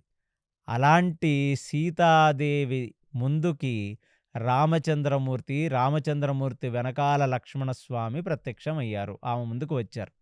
రాగానే రాముణ్ణి చూస్తూ అలాగా కళ్ళార్పకుండా చూస్తూ ఉండిపోయింది. ఎందుకంటే వెళ్ళినవాడు కేవలం దశరథుడి యొక్క కొడుకైన రామచంద్రుడు, పట్టాభిషిక్తుడై తిరిగొచ్చేవాడు యువరాజైన రామచంద్రమూర్తి. కాబట్టి ఆ యువరాజైన పట్టాభిషిక్తుడైన రామచంద్రమూర్తిని ఒకసారి చూడాలి అని తహతహలాడుతున్న సీతకు రాముడి యొక్క శారీరక ఆకృతి, రాముడు మీద ఉన్న ఆ గాలిని బట్టి అర్థమైపోయింది తనకు పట్టాభిషేకం జరగలేదని. పట్టాభిషేకం జరిగి ఉండుంటే రామచంద్రమూర్తి యొక్క శరీరం తడిచి, రామచంద్రమూర్తి యొక్క నుదుటు మొత్తం నెయ్యిలో మునిగి ఎన్నో రకాల మంత్రాక్షతలు రామచంద్రమూర్తి యొక్క మస్తకం మీదుంటాయి, తల మీదుంటాయి. అలాంటి లక్షణములేమీ కనబడలేదు. అయినా సరే రామచంద్రమూర్తి రాగానే రామచంద్రమూర్తి కాళ్లకు దండం పెట్టి, రామచంద్రమూర్తి చేతులు పట్టుకున్న సీతాదేవిని చూచిన రామచంద్రమూర్తి మొట్టమొదటిసారిగా ఇప్పుడు ఏడ్చాడు. రాముడు సీత యొక్క చేతులు పట్టుకొని, సీత యొక్క చేతులు తన యొక్క నుదుట మీద పెట్టుకొని వలవలా ఏడ్చాడు. దశరథుడు ముందేడవలా, కైకేయి ముందేడవలా, కౌసల్య లక్ష్మణుడు ఇన్ని మాటలు మాట్లాడుతుంటే ఏడవని రామచంద్రమూర్తి ఇక్కడ మాత్రమే ఎందుకు ఏడ్చాడు అంటే, సీతను వదిలేసి 14 సంవత్సరాలు అరణ్యవాసం వెళ్ళాలన్న సంగతి అలా ఎదురు చూస్తూ పిచ్చిదానిలాగా ఉన్న సీతని చూచి, ఆ సీత కళ్ళల్లో ప్రేమ చూచి తను తట్టుకోలేక వలవలా ఏడ్చేశాడంట రామచంద్రమూర్తి. అలాంటిది సీత నిర్ఘాంతపోయింది. రాముడు ఏడవటం అనే సంగతి సీత తన జీవితకాలంలో ఒకే ఒక్కసారి చూసింది, అది ఇదే. ఇంకొకసారి మళ్ళీ ఆయన ఏడ్చింది సీత లేనప్పుడు ఏడ్చాడు ఆయన. సీతని రావణాసురుడు తస్కరించిన మరుక్షణం ఏడ్చాడు ఆయన. అలాంటిది సీత తట్టుకోలేక రాముడి యొక్క ఆ కన్నీళ్లను తన మృదువైన హస్తములతో తుడుస్తూ రాముడికి ఒక ఆసనం ఇచ్చి, కొన్ని మంచినీళ్ళు ఇచ్చి అక్కడ కూర్చుండబెట్టుకొని ఆ రాముడి చేతుల్లో చేతులు పెట్టి, ఏమైందో నాకు చెప్పవలసినది అంది. లక్ష్మణుడిని చూస్తే లక్ష్మణుడు ముఖమంతా ఎర్రగా మారిపోయి ఏమీ మాట్లాడలేక కళ్ళెరుపెక్కి, ఆయన కూడా రామచంద్రమూర్తి ఏడుపును చూచి ఆయనకి ఏమి చేయాలో అర్థం కాక లక్ష్మణుడు కంట వెంట నీళ్ళొచ్చేస్తున్నాయంట. అలాంటిది రాముడు చెప్పాడు, సీత 14 సంవత్సరాల అరణ్యవాసానికి నేను వెళ్ళిపోతున్నాను. కాబట్టి నువ్వు రాజ్యంలో ఉండి ముసలివాడైన నా తండ్రిని, ఆ కౌసల్యని దగ్గర నుంచి చూచుకోవలసినది. వారి యోగక్షేమములు ఎప్పటికెప్పుడు నువ్వు చూసుకోవలసినది. నా తల్లి కైకేయి కూడా తను ఏదో అభద్రతాభావంలో తెలియక చేసిన ఎప్పుడు మనసులో పెట్టుకోకుండా కౌసల్యకు ఎంత మర్యాద ఇస్తావో అంతే మర్యాద కైకేయికి కూడా నువ్వు ఇవ్వవలసినది. కొంచెం కాలం తర్వాత ఇక్కడికి భరతుడు వచ్చిన తర్వాత భరతుడికి పట్టాభిషేక మహోత్సవం జరుగుతుంది. అలాంటప్పుడు ఎప్పుడూ కూడా భరతుడిని ఒక తమ్ముడుగా భావించి భరతుడికి ఏది కావాలంటే అది ఒక వదినగా నీ ధర్మాన్ని నువ్వు నిర్వర్తించవలసినది. ఇక రెండవ సంగతి, నన్నెప్పుడూ కూడా భరతుడు ముందు కానీ, నా తండ్రి ముందు గాని, నా తల్లి ముందు గాని, కైకేయి ముందు గాని, ఈ అయోధ్యావాసుల ముందు గాని నువ్వు నన్ను పొగడకూడదు. ఎందుకంటే రాజుగా భరతుడున్నప్పుడు ఇంకొకడిని పొగడటం అనేది కరెక్ట్ కాదు. కాబట్టి సీత, నువ్వు నిన్ను జాగ్రత్తగా చూసుకో. నిన్ను చూచుకోవటానికి ఇక్కడ చాలామంది ఉంటారు. నీకు అన్ని రకాల నీ యోగక్షేమములకు అవసరమైనవన్నీ కూడా నేను సమకూర్చి నిన్ను ఇక్కడ ఉన్న పెద్దవాళ్ల సంరక్షణలో పెట్టి నేను ఇక త్వరలో, అంటే ఇక ఇప్పుడే ఇక్కడ నుంచి నేను వనవాసానికి వెళ్ళిపోతానని చెప్పిన తర్వాత అది 2 నిమిషాలు అర్థం చేసుకోవడానికి టైం పట్టింది సీతకి. ఏమిటంటే ఇన్ని సంవత్సరాలు రాముడు లేని జీవితాన్ని ఊహించుకోలేని సీత ఆయనేదో అప్పగింతల్లాగా ఇవన్నీ చెప్పేస్తుంటే విని ఇప్పుడు సీత ఏడవటం మొదలుపెట్టింది రామచంద్రమూర్తి యొక్క చేతులు పట్టుకొని. మీరు ఎక్కడుంటే నేను అక్కడుంటాను. నేను చూచుకోవటానికి, దశరథుడికి చూచుకోవడానికి చాలామంది ఉన్నారు, కౌసల్యకు చూచుకోవడానికి చాలామంది ఉన్నారు, కైకేయిని చూచుకోవడానికి చాలామంది ఉన్నారు, ఇక భరతుడికి ఆయన భార్య ఉంది మాంధవి, అందరూ చూచుకుంటారు స్వామి, మిమ్మల్ని చూసుకోవడానికే ఎవరూ లేరు. ఒంటరిగా మీరు అరణ్యాలను పట్టుకొని తిరుగుతూ ఉంటే మీ యోగక్షేమాలు ఎవరు చూసుకుంటారు? నేను తప్ప. కాబట్టి దయచేసి ఇలాంటి శిక్ష వేయకండి స్వామి, నేను మీతో పాటు వస్తాను అంది. అప్పుడు రామచంద్రమూర్తి సీతను చూచి, నేనెళ్ళేది పిక్నిక్కి కాదమ్మా, నేనెళ్ళేది దండకారణ్యానికి. దండకారణ్యానికి వెళ్తే పడుకోవడానికి టెంట్లు, గాలేయటానికి ఊపటానికి పక్కన చిలికెత్తలు, వింజామరులు ఇలాంటివేమీ ఉండవమ్మా. అది క్రూరమైన మృగాలు, అక్కడ ఎన్నో రకాల సర్పాలు, అసలు మామూలుగా ఒక నిమిషం పడుకోలేవు, ఎన్నో రకాల దోమలు, ఈగలు అన్నీ ఉంటాయి. ఈ మానవ శరీరానికి ఎటువంటి సుఖము ఉండదు దండకారణ్యంలో. కాబట్టి నువ్వు ఇక్కడ ఉండటమే నీకు శ్రేయస్కరం అని చెప్పాడు రామచంద్రమూర్తి. దానికి సీతాదేవి, అంటే మీరు లేకుండా ఈ ఏసీ ఏమన్నా నాకు సుఖమిస్తుంది అనుకుంటున్నారా? మీరు లేకుండా హంసతూలికా పాన్పుల మీద నాకు నిద్ర పడుతుందని మీరు అనుకుంటున్నారా? మీరు అక్కడ కందమూలాలు తింటుంటే నేను ఇక్కడ పలావులు, బిర్యానీలు తినగలనని మీరు అనుకుంటున్నారా? మీరు ఏది అనుభవించలేరో అవన్నీ కూడా చూస్తే నాకు దుఃఖంగానే ఉంటుంది. ఇక్కడ ఏదైనా మీరు కింద పడుకుంటే నేను హంసతూలికా పాన్పుల మీద పడుకోగలనా? నేను మీకు ఈగలు దోమలు కుడుతుంటే నేను ఇక్కడ వింజామర్లు అవి ఊపించుకోగలనా నేను? కాబట్టి మీకు లేని సుఖం నాకొద్దు, కాబట్టి నన్ను కూడా మీతో తీసుకువెళ్ళవలసినది అంది. ఓహో, మెలోడ్రామా చాలా ఎక్కువైపోతుంది, ప్రేమలో మునిగి తేలుతుంది కదా సీత అని చెప్పి ఇప్పుడు ఇంకా లాజికల్గా ఏం చెప్పాడంటే, లైఫ్ చాలా కష్టంగా ఉంటుంది, నీకు ప్రాక్టికల్ ఎక్స్పీరియన్స్ లేదు, నువ్వు జనకుడి యొక్క కోటలో పెరిగి దశరథుడు కోటకు వచ్చిన దానివి, నువ్వెన్నడన్నా చెప్పులు లేకుండా బయటికి వెళ్ళావా? నువ్వెన్నడన్నా రాళ్ళు రప్పలు చూసావా? నువ్వు క్రూర మృగాలను చూసావా? ఈ ఏనుగుల మీద ఎక్కి తిరుగుతున్నట్టు ఏనుగులు అనుకుంటున్నావు? అక్కడ మదించిన ఏనుగుల గుంపు వస్తుంది మన దగ్గరికి. సరిగ్గా ఎప్పుడన్నా పాముల్ని చూసావా? నువ్వు పాములు ఉంటాయి. కాబట్టి తెలియకుండా మాట్లాడకు సీత, నీ యోగక్షేమములు చూచుకోవటం భర్తగా నా ధర్మం. కాబట్టి అడవిలో భయపడిపోతావు నువ్వు, ఇది ప్రాక్టికల్ కాదు, నువ్వు ఇక్కడే ఉండవలసినది అన్నాడు. దానికి ఇప్పుడు సీతాదేవి, ఇక్కడ నెమలి ఆడితే మన ఉద్యానవనాల్లో పిచ్చుకలు, లవ్ బర్డ్స్ ఇవన్నీ తిరుగుతూ ఉంటే నీ చేతుల్లో చెయ్యి వేసి వాటిని చూస్తున్నప్పుడు నేను మధురానుభూతి పొందాను నేను. కానీ నువ్వు లేనప్పుడు నెమలి కురివిప్పి ఆడినా, కోకిల కూసినా, లేకపోతే ఇక్కడ ఏమన్నా మంచి మ్యూజిక్ వచ్చినా, నాకేదన్నా మంచి నాట్యమో సినిమానో చూపించినా నువ్వు పక్కన లేవు కాబట్టి అవేవీ రుచించవు నాకు. పంచభక్ష పరవన్నాలు నువ్వు లేనప్పుడు నా పక్కన పెట్టినా ఈ నాలికకు అవేమీ రుచించవు. నీకు అర్థమవుతుందా?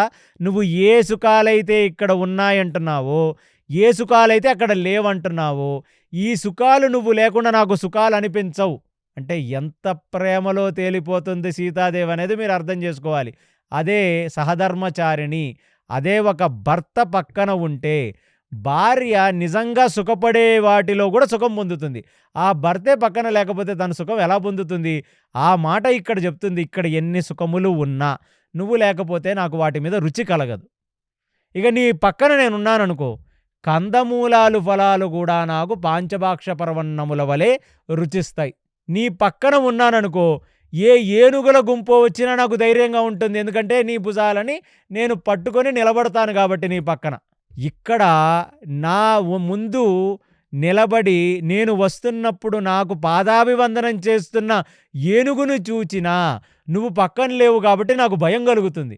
అంటే భర్త పక్కన ఉంటే ఎంత ధైర్యంగా ఒక ఆడది ఫీల్ అవ్వగలదో సీతాదేవి ఖచ్చితంగా కుండ బద్దలు కొట్టి చెప్పింది. అక్కడ నీ వెనకాల అరణ్యంలో నడిచినా నువ్వున్నావన్న ధైర్యం నాకుంటుంది. ఇక్కడ నేను ఏనుగులను, గుర్రాల్ని చూసినా నేను భయపడతాను, నువ్వు పక్కన లేవు కాబట్టి. నువ్వు లేకుండా నేనుండలేను నాథా, నువ్వు తీసుకువెళ్ళవలసినది, నువ్వు లేని జీవితం నేను ఊహించలేకపోతున్నాను అని చెప్పి సీతాదేవి ప్రాధేయపడింది రామచంద్రమూర్తిని. రామచంద్రమూర్తికి కూడా అర్థమైంది, చిన్నపిల్ల వయసులో, అందులోనూ కొత్తగా పెళ్ళైన హనీమూన్ జంట కాబట్టి ఒకళ్ళు లేకుండా ఒకళ్ళు ఉండలేకపోతున్నారనే ఒక ఎమోషనల్ మెలోడ్రామాలో సీతలా మాట్లాడుతుంది తప్ప ప్రాక్టికల్లీ సీతను తీసుకొని దండకారణ్యంలోకి వెళ్ళటం అనేది అంత తేలికైన పని కాదని చెప్పి, సీత నువ్వేదో తెలియకుండా మాట్లాడకు, అక్కడేమీ రోడ్లు ఉండవు, ఇలాగా ఎక్కడ పడితే అక్కడ కాళ్ళు వెయ్యలేవు, కాళ్లకు చెప్పులుండవు, కాలు తీసి కాలు వేసేటప్పుడు తీక్షణంగా చూచి వెయ్యాలి. ఎందుకంటే కాళ్లకు పెద్ద పెద్ద ముళ్ళు గుచ్చుకుంటాయి, అందులోనూ మృదు పాదాలు నీవి. ఎన్నడన్నా చెప్పులు లేకుండా రాళ్ళు రప్పల మీద తిరిగిన కాళ్లేనా ఇవి? అసలు ఆ ముఖం చూడు ఎంత కోమలంగా ఉందో. నువ్వు ఆ ఎండకు వానకు తడుస్తూ, అక్కడ ఉన్న బొద్దింకలు చీమలు కుడుతూ, అక్కడ ఉన్న పెద్ద పెద్ద దోమలు కుడుతూ నువ్వు భరించగలనని నువ్వు అనుకుంటున్నావు. అందులోనూ క్రూర మృగాల గురించి అయితే నేను చెప్పవనవసరం లేదు. ఇక అర్ధరాత్రి అయితే రాక్షస పిశాచ నిశాచ గణములు దండకారణ్యంలో సంచరిస్తాయి. మరి వీటన్నిటి గురించి ఏం మాట్లాడతావు? అదే మీరు పక్కన ఉన్నారు కదండి, ఇవన్నీ ఉన్నా సరే నేను చెప్పాను కదా, నాకు ఏ భయము లేకుండా మీ భుజం మీద తలవాల్చి మీ చేతులలో చేతులు పెట్టి మీ భుజాన్ని అంటుకొని నేను ఉంటే, నేను ఇవి వేటికి భయపడనని నేను చెప్తుంటే మాటి మాటికి మళ్ళీ మళ్ళీ భయం భయం అని అంటారేమిటి మీరు అని సీతకి ఇప్పుడు ఏమర్థమైందంటే, ససేమిరా రామచంద్రమూర్తి ఇక సీతను తీసుకువెళ్ళడు. ఎన్ని లాజిక్కులు చెప్పినా ఆ లాజిక్కులకి పై లాజిక్కులు చెప్పి సీత నోరు నొక్కేస్తున్నాడని అనరాని మాట అంది ఇక్కడ. జనకుడు ఎన్నో సంవత్సరములు తీక్షణంగా వెయిట్ చేసి ఆ శివధనస్సు ఎత్తిన వాడికి, అంత గొప్ప తేజోమూర్తికి, అంత గొప్ప మొగాడికి, అంత గొప్ప వీర్యవాన్ గుణవాన్ అంటే ఒక మా తెలుగులో మనం మాట్లాడుకోవాలంటే గొప్ప మగాడికిచ్చి నన్ను పెళ్లి చేద్దామని ఎంతమంది వచ్చారో, నన్ను ఏలుకుందామని ఎంతమంది వచ్చారో అంతమంది పోయారు. అలాంటిది నువ్వు శివధనస్సు వెత్తి విరిచేసరికి నువ్వు మగవాడివనుకొని నాకు నిన్నిచ్చి పెళ్లి చేశారు. అసలు మగవాడనేవాడు ఒక ఆడదానికి భయం లేకుండా చూసుకునేది ఒక మగవాడు. అలాంటి ఒక భరోసా ఇవ్వాలి. నేను నీ పక్కనుంటానురా బాబు అంటే నువ్వు ఆల్రెడీ పక్కనున్నావు, ఇంకా నన్ను క్రూర మృగాలు ఏం చేస్తాయి? నువ్వు పక్కనుంటావు, నన్ను రాక్షసులు ఏం చేస్తారు? నువ్వు పక్కనుంటావు, నన్ను నిశాచ పిశాచములు ఏం చేస్తాయి? కాబట్టి మగవాడిగా నువ్వు నా పక్కనుండు అని నేనంటుంటే నువ్వు నాకు భయం చెప్తావేమిటి? నాలో లేని భయాన్ని నువ్వు రేపిస్తావేమిటి? నా తండ్రి మగవాడనుకొని ఆడదానికిచ్చి నన్నేమన్నా పెళ్లి చేశాడా అని అనరాని మాట అనేసింది సీతాదేవి. ఎందుకు అంత కాఠిన్యంగా మాట్లాడింది సీతాదేవి ఇక్కడ అంటే, సీతాదేవి లేకుండా రాముడు ఉండకూడదు. అందుకనే ఈ కావ్యం పేరు శ్రీరామాయణం. అంటే సీత రాముణ్ణి అనుగమిస్తూ అరణ్యానికి వెళ్ళాలి. అక్కడ ఒక మృగం రాముడిని సీతను వేరు చెయ్యాలి. ఆ మృగమే ఈ బంగారపు జింక. అప్పుడు ఒక నీచుడు సీతాదేవిని తస్కరించాలి. ఇక ముందుకు వెళితే ఒక వానరం వీళ్ళిద్దరిని కలపాలి. లోక కళ్యాణం జరగాలంటే సీతాదేవి పక్కన ఉండాలందుకునే అయోనిజగా వచ్చింది. జనకుడికి భూగర్భాన దొరికింది. అలాంటి సీతాదేవిని రానివ్వకుండా రామచంద్రమూర్తి ఆమెని ఒక కోమలిగా, అంటే అందరూ ఆడవాళ్ళు భూమి మీద పుట్టిన ఆడవాళ్లలాగా ఆమెను ట్రీట్ చేస్తున్నాడు తప్ప ఒక పెద్ద లాజిక్ మర్చిపోయాడు. ఆమెమీ ఒక తల్లి గర్భవాసం చేసి బయటికి వచ్చిన యోనిజ కాదు, సాక్షాత్తు భూగర్భం నుంచి వచ్చిన అయోనిజ. ఆమెకు భయాలు, చీమలు, దోమలు, క్రూర మృగాలు, పాములు, అనకొండల్లాంటివి ఉండవు ఆమె మనసులో. అలాంటిది రామచంద్రమూర్తిని ఎంత ప్రేమిస్తుందో చెప్పటానికి తను కాఠిన్యంగా కొన్ని సార్లు ఆడవాళ్ల మాటలకు అర్థాలే వేరులే. అంటే భర్తని ఇంత కఠినంగా మాట్లాడితే భర్త ఎంత ప్రేముందో తెలుసుకుంటాడనే ఒక కావ్యంగా సీతామాత ఇలాంటి ఒక మాట మాట్లాడింది. రాముడు దానికేమి కోపగించుకోలేదు, నన్ను అంత మాట మాట్లాడతావా అని. సీత యొక్క ప్రేమని అర్థం చేసుకొని, అంటే ఇక ముందు ముందు గొడవ చేసి రాముడితో దెబ్బలాడైనా సీత వస్తుంది తప్ప సీత ఒంటరిగా ఉండదు అని చెప్పి ఆమె ప్రేమని అర్థం చేసుకొని ఆమెని దగ్గరికి తీసుకొని ఆలింగనం చేసుకొని, అంత ధైర్యం ఉందా నీకు? నీకు తోడేళ్ళంటే, నక్కలంటే, సింహాలంటే భయం లేదా నీకంటే? అమాయకపు ముఖంతో నాకేమీ భయం లేదు, నేను మీ పక్కన ఇలా నిలబడితే నేను చాలు అని ఏడ్చేయటం మొదలుపెట్టింది సీత. అప్పుడు రాముడికి అర్థమైంది, ఓహో! అంటే ఏ మాట మాట్లాడినా దానికి కౌంటర్ ఇస్తుంది తప్ప ఇక్కడ ఒంటరిగా ఉండదు అని చెప్పి ఇప్పుడు అడుగుతున్నాడు. మరి మా అమ్మనెవరు చూసుకుంటారు, దశరథుడినెవరు చూసుకుంటారంటే వాళ్ళందరికీ చూచుకోవడానికి ఉన్నారు, నిన్నెవరు చూసుకుంటారు అని కదా నువ్వు వస్తానంటున్నావు. అంటే సహధర్మచారిణి, నీ ధర్మాన్ని నువ్వు నిలబెట్టుకుందామని అనుకుంటున్నావు. అంటే భర్తని అనుగమిస్తూ, భర్త వెనకాల ఉంటూ, భర్తకు ఏది కావాలంటే అది సమకూరుస్తూ ఉండాలని అనుకుంటున్న నీ ధర్మనిరతి నాకు నచ్చింది. నువ్వేదో బెట్టు చేసావనో, నువ్వేదో కఠినంగా మాట్లాడావనో నేను తీసుకెళ్ళట్లేదు. నీ మనసులో భర్తని అనుగమిస్తూ భర్త కాళ్ళ దగ్గరే నాకు స్వర్గం ఉంది, భర్తని అనుగమించడంలోనే నాకు సుఖం ఉంది, భర్త పక్కనున్నా నాకు భయం లేదు, భర్త లేని భోగం నాకు భోగం కాదని నువ్వు మాట్లాడిన మాటలో ఒక పాతివ్రత్య ధర్మం కనపడింది కాబట్టి ఆ ధర్మాన్ని నేను స్వీకరిస్తున్నాను. నువ్వు లేకుండా నేను స్వర్గం కూడా నాకు నరకంతో సమానం సీత. కాబట్టి రా, మనిద్దరం కలిసి అరణ్యానికి వెళ్ళిపోదామనగానే అప్పుడు ఊపిరి పీల్చుకుంది సీతాదేవి. అమ్మ, ఇన్ని మాటలు మాట్లాడితే ఇప్పుడు ఒప్పుకున్నాడు రామచంద్రమూర్తి అని చెప్పి ఒక్కసారిగా ఇక రామచంద్రమూర్తి యొక్క చేతులు తన యొక్క నుదుట మీద పెట్టుకొని ఆనంద బాష్పాలతో, రాముడు పట్టాభిషేకుడు కాలేడు, రాముడు అరణ్యాలకు వెళ్ళాలి, రాముడు పట్టాభిషేకుడు కాలేడనే బాధ తనకు కించిది లేదు, అరణ్యాలకు రాముడు వెళుతున్నప్పుడు రాముణ్ణి అనుగమిస్తూ వెళ్ళిపోవాలనే కోరిక తప్ప ఇంకొక కోరిక లేదు. ఇది పాతివ్రత్య ధర్మంలో పరాకాష్ట. అంతేగాని రాముడు రాగానే, ఏమిటి నీ తమ్ముడికి రాజ్యం అంటగట్టి నువ్వు వెళ్ళిపోతున్నావా, వచ్చిన తర్వాత అయినా రాజ్యం తిరిగిస్తారా, లేకపోతే వాళ్లే ఏలుకుంటారా, మనకేమన్నా బ్యాంక్ బ్యాలెన్స్ మిగులుస్తారా, అంతా వాళ్లే తీసుకుంటారా, ఇక నిన్ను కట్టుకున్న దానికి నారచీరలై కట్టుకోవాలి మేము, ఇక నీతో పాటు బండి గిండి లేకుండా, రైలు పాడు లేకుండా నీతో పాటు వెనక నడుచుకుంటూ తిరగాలి, మళ్ళీ ఎక్కడ పడితే అక్కడ పడుకోబెడతావు, ఎక్కడ పడితే అక్కడ ఉంచుతావు, చెట్ల కింద పుట్ల కింద తిరుగుతూ వాగుల్లో వంకల్లో స్నానం చేయాలి, నిన్ను చేసుకున్న దానికి నేను పడరాని పాటలు పడుతున్నాను, నువ్వు వెళ్ళిరా, నేను ఇక్కడే ఉంటానని మాట్లాడే కుసంస్కారముతో ఉన్న మోడర్న్ ఆడవాళ్లలో ఒకటి కాదు సీత. అలాగే రామచంద్రమూర్తి కూడా, అమ్మ, నా తమ్ముడు మొత్తం రాజ్యం అంతా లాగేసుకుంటున్నాడు, నేను బాధపడుతున్నాను, కానీ నా భార్య మాత్రం అంతఃపురాల్లో ఏసీల్లో పడుకొని హంసతూలికా పాన్పుల మీద పడుకుంటూ పాంచభాక్ష పరవన్నాలు తింటుంది, నేను మాత్రమే బాధపడాలా, చలో పద, నువ్వు కూడా నాతో పాటు పద అని చెప్పి క్రూరంగా తీసుకువెళ్ళే శాడిస్టు మగాళ్ళ లాంటి మగవాడు కాదు రామచంద్రుడు.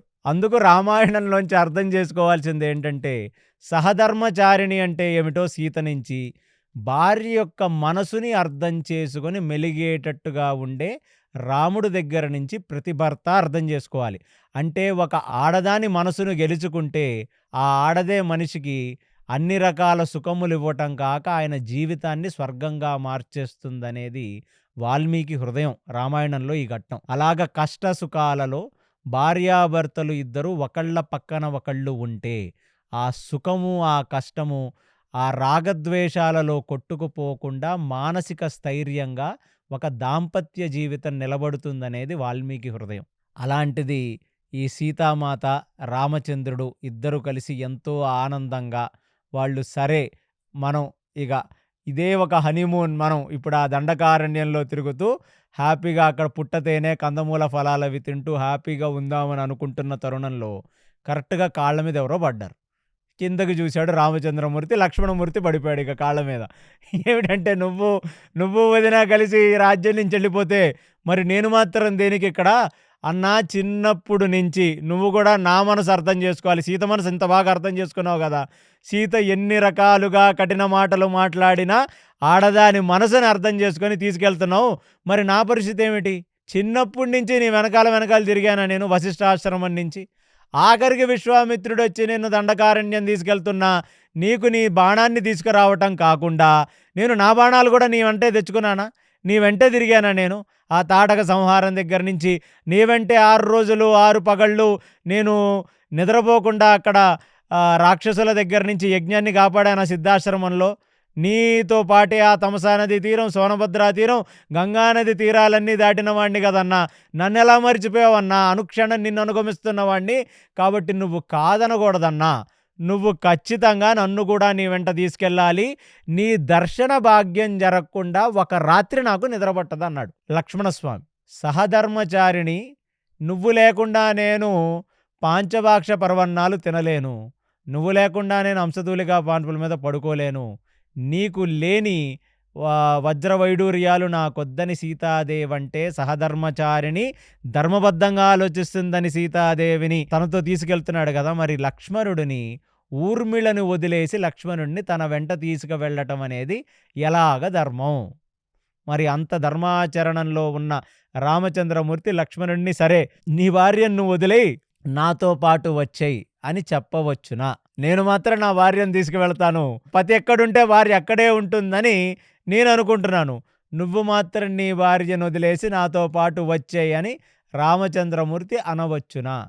సీతారాములు జంటగా అరణ్యవాసానికి వెళ్ళినప్పుడు ఊర్మిళను వదిలేసి లక్ష్మణుడు రాముణ్ణి అనుగమిస్తూ వెళ్ళటం అనేది ఎలాగ ధర్మం? Point number 1. సీత అంతగా వలవలా ఏడ్చి రామచంద్రమూర్తిని నువ్వెక్కడుంటే అక్కడే నాకు సుఖం, నువ్వు లేని చోట సుఖం కూడా నాకు దుఃఖం నరకం లాంటిదే అని సీతాదేవి రాముడికి చెప్పటం, సీతాదేవి యొక్క ఏడ్పు చూచి అంగీకారముగా సరే నువ్వు నా వెంట రావలసినది అని చెప్తూ రామచంద్రమూర్తి నువ్వు లేని చోట నాకు స్వర్గమైనా నరకమే అని మాట్లాడటం వారి ప్రేమకు అన్యోన్యతాభావాన్ని చేకూరిస్తే, మరి లక్ష్మణుడు ఊర్మిళని వదిలేసి రామచంద్రమూర్తిని అనుగమించటం ఏ ఆశ్రమ ధర్మానికి రైట్? అసలు ఇది ధర్మమేనా కాదా? అలాంటిది అధర్మం అయితే రామచంద్రమూర్తి లక్ష్మణుడిని ఎందుకు తీసుకువెళ్ళాడు? ఇది ధర్మ సూక్ష్మం.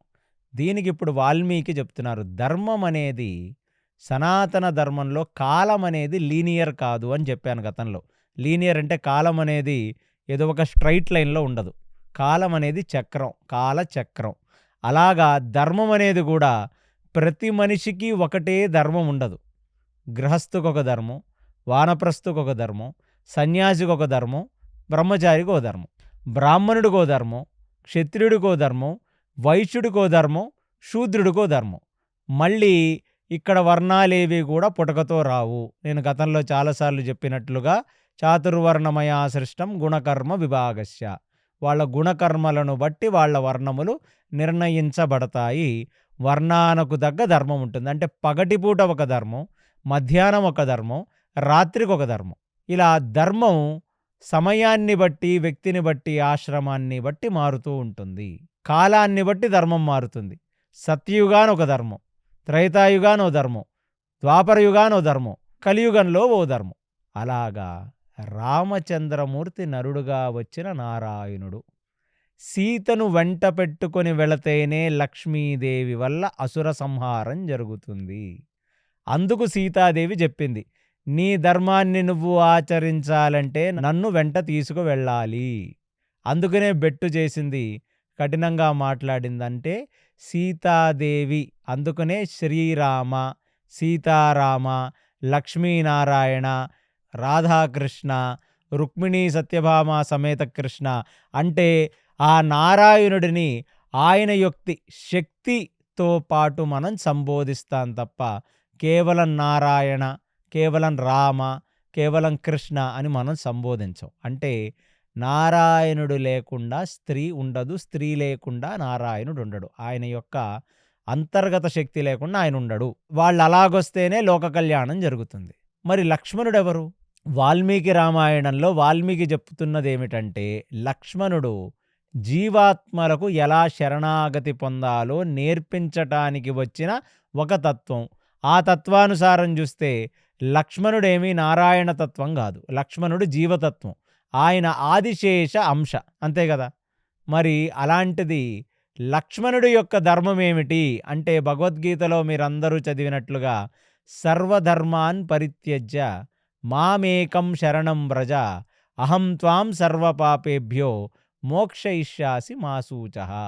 అన్ని ధర్మములను త్యజించి నాకు మాత్రమే శరణాగతి పొందు, నీ పాపములన్నీ నేను హరించి నీకు మోక్షమును కూడా ఇస్తానని చెప్పి శ్రీకృష్ణ పరమాత్మ ఆ భగవద్గీతలో చరమ శ్లోకంగా ఏదైతే అర్జునుడికి వాగ్దానం చేశాడో, అలాగ రామాయణ కాలంలో రామాయణ కావ్యం ద్వారా శరణాగతి ఎలా పొందాలి అనేవి 3 తత్వములుగా మనకు వర్ణిస్తారు వాల్మీకి. ఒకటి లక్ష్మణ తత్వం, ఒకటి హనుమత్ తత్వం, మూడవది విభీషణ తత్వం. అందరూ ముగ్గురు కూడా ఆయనకి శరణాగతి పొందిన వాళ్ళే. వారి వారి తారతమ్యానుసారం, వారి వారి పాత్రతానుసారం వారు శరణాగతి పొందారు. సో ఇక్కడ లక్ష్మణుడేమిటి? ఆయన గృహస్థ ధర్మం ముఖ్యమా, లేదా రాముడిని రక్షిస్తూ రాముడి వెంట అనుగమించటం ముఖ్యమా? అంటే గృహస్థాశ్రమ ధర్మం కంటే కూడా సర్వధర్మాన్ పరిత్యజ్య మామేకం శరణం వ్రజ అహం త్వాం సర్వపాపేభ్యో మోక్షయిష్యాసి మా శూచ. ఇది శ్రీవైష్ణవంలో గోవిందరాజీయం అనే ఒక గొప్ప కావ్యం ఉంది రామాయణం మీద. అక్కడ చెప్తున్నారు, గోవిందరాజులనే శ్రీవైష్ణవ శిఖామణి రామాయణ వాల్మీకి రామాయణం మీద టిప్పణీ టీకా చేస్తూ వారు చెప్తున్నదేమిటంటే, ఒక జీవి ఎలా అయితే ఎప్పుడూ కూడా రాముడి యొక్క పాదాలు వదిలి ఉండకూడదో ఆ తత్వమును మనకు లక్ష్మణుడు బోధిస్తున్నాడు. దీన్నే శ్రీవైష్ణవ సిద్ధాంతమునందు మర్కట కిశోరన్యాయం అంటారు. అంటే కోతి పిల్ల కోతి యొక్క ఉదర భాగాన్ని కడుపుని పట్టుకొని ఉంటుంది, కోతి మాత్రం పిల్లని ఎప్పుడూ పట్టుకోదు. అది ఒక చెట్టు మీద నుంచి ఇంకొక చెట్టు మీదకు దూకుతూ ఉంటుంది. అలాంటిది కోతి పిల్ల కోతిని పట్టుకున్నంతకాలం కోతి పిల్ల సురక్షితంగా ఉంటుంది. ఏ క్షణమైతే కోతి పిల్ల కోతిని వదిలేస్తుందో ఇక పిల్ల అధోగతి పాలవుతుంది. అలాంటిది ఎప్పుడు కూడా రామచంద్రమూర్తి పాదార విందములను సేవించటమే ధర్మంగా మన జీవులందరికీ నేర్పించటానికి వచ్చిన ఒక క్యారెక్టరే లక్ష్మణస్వామి.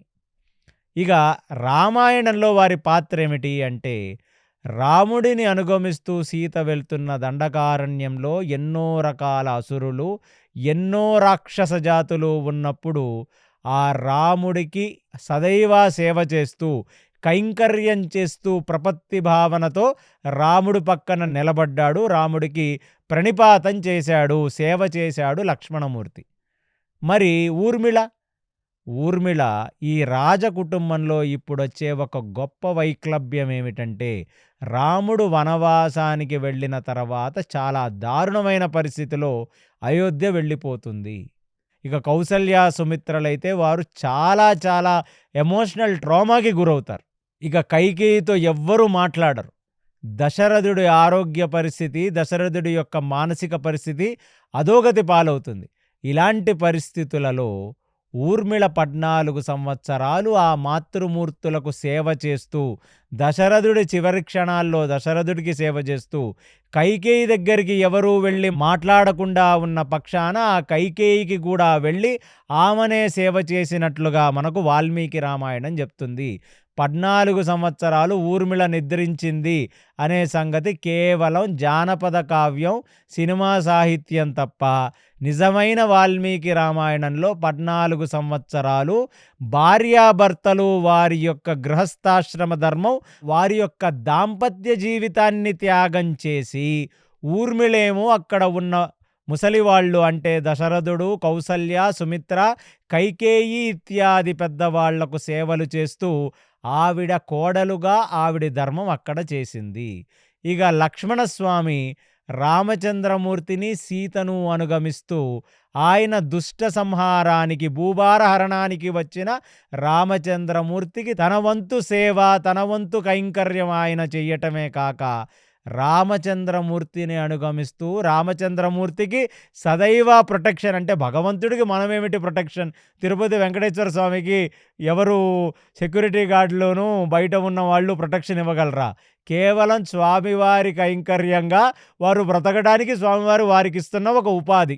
భగవంతుడికి వేరే వాళ్ళు ప్రొటెక్షన్ ఇవ్వడం ఏమిటి? అంటే జీవి తన ఉద్ధతికి, తన మోక్ష సాధనలో ముందుకు వెళ్ళటానికి భగవంతుడు సేవ రూపంలో కల్పించే ఒక మహోత్కృష్టమైన అవకాశం. అందుకు గాను దేవతలందరూ వానరులుగా పుడతారు.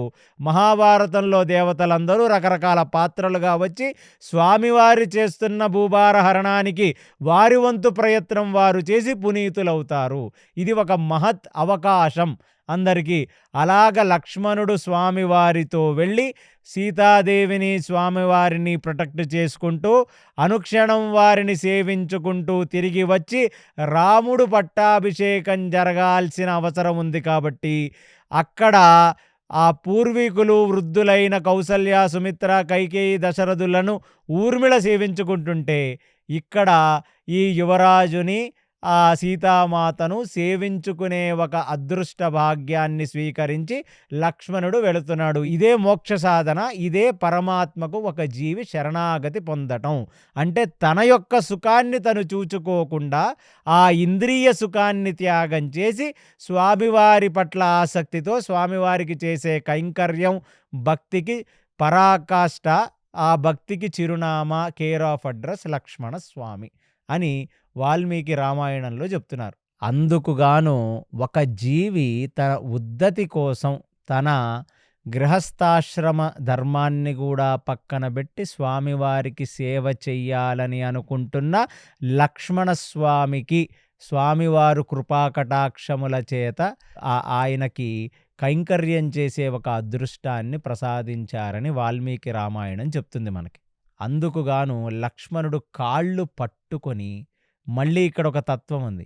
ఆయన రామచంద్రమూర్తి కాళ్ళు పట్టుకొని రాముడిని అడగట్లేదట, సీతాదేవిని అడుగుతున్నాడంట. అమ్మా, నువ్వు కన్విన్స్ చేసావు, నువ్వు వెళ్ళిపోతున్నావు, నువ్వు ఆయన వెళ్ళిపోతున్నారు కాబట్టి సీతామాత మిమ్మల్ని సేవించుకునే అదృష్టం మాకు కల్పించవలసినది అని రామచంద్రమూర్తి కాళ్ళు పట్టుకొని సీతాదేవి వైపు చూస్తూ లక్ష్మణస్వామి అడుగుతున్నట్టుగా వాల్మీకి రామాయణంలో ఉంది. దానికి శ్రీవైష్ణవ సిద్ధాంతంలో గోవిందరాజీయం అనే ఈ రామాయణంలో చెప్పేది ఏంటంటే, రాముడి చెంత చేరాలంటే సీత యొక్క అనుగ్రహం ఉండాలి. తల్లి కృపాకటాక్షములు లేనిది నారాయణుడిని చేరలేము.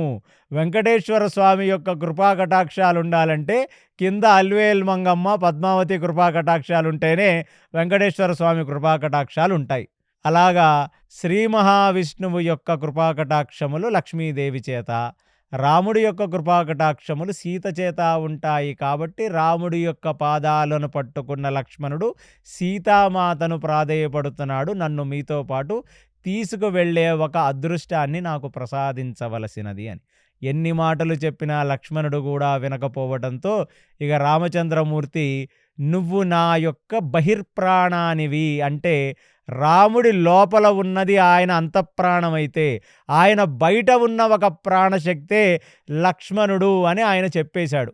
అంటే బహిర్ప్రాణం అని సంస్కృత రామాయణంలో చెప్పింది. అంటే నా బయట ఉన్న నా శ్వాసవి నువ్వే, నా లోపల ఉన్న శ్వాస నేనైతే నా బయట ఉన్న శ్వాసవి నువ్వే అని లక్ష్మణుడికి చెప్పగానే ఇక లక్ష్మణుడు గంతులేస్తే ఇక ఆ లక్ష్మణుడి యొక్క ముఖాన్ని చూచి, నీలాంటి తమ్ముడు పుట్టినందుకు నేను ఎంతగానో ఆనందిస్తున్నాను లక్ష్మణ, తక్షణం వెళ్ళి మా మామగారైన జనకుడు నాకు కన్యాదానం చేస్తూ, కన్యాదానం చేసేటప్పుడు ఎన్నో రకాల దానాలు చేస్తారని నేను సీతా కళ్యాణంలో చెప్పాను. శాలిగ్రామ దానం, గోదానం, భూదానం ఇలాంటివి ఎన్నో రకాల దానాలు చేస్తుండగా ఆయనకి వరుణదేవుడు జనకుడికి ఇచ్చిన ఒక అక్షయ బాణ తూణీరం, ఒక ధనస్సు, అదే కాకుండా లక్ష్మణ నీకు వశిష్ఠుడు ఇచ్చిన ఆ ధనస్సు, ఆ అక్షయ బాణ తూణీరం ఇవన్నీ మనం ఆ వశిష్ఠుడి యొక్క ఆశ్రమంలో, ఆయన వశిష్ఠుడు పూజా మందిరంలో మనం భద్రపరిచాం కాబట్టి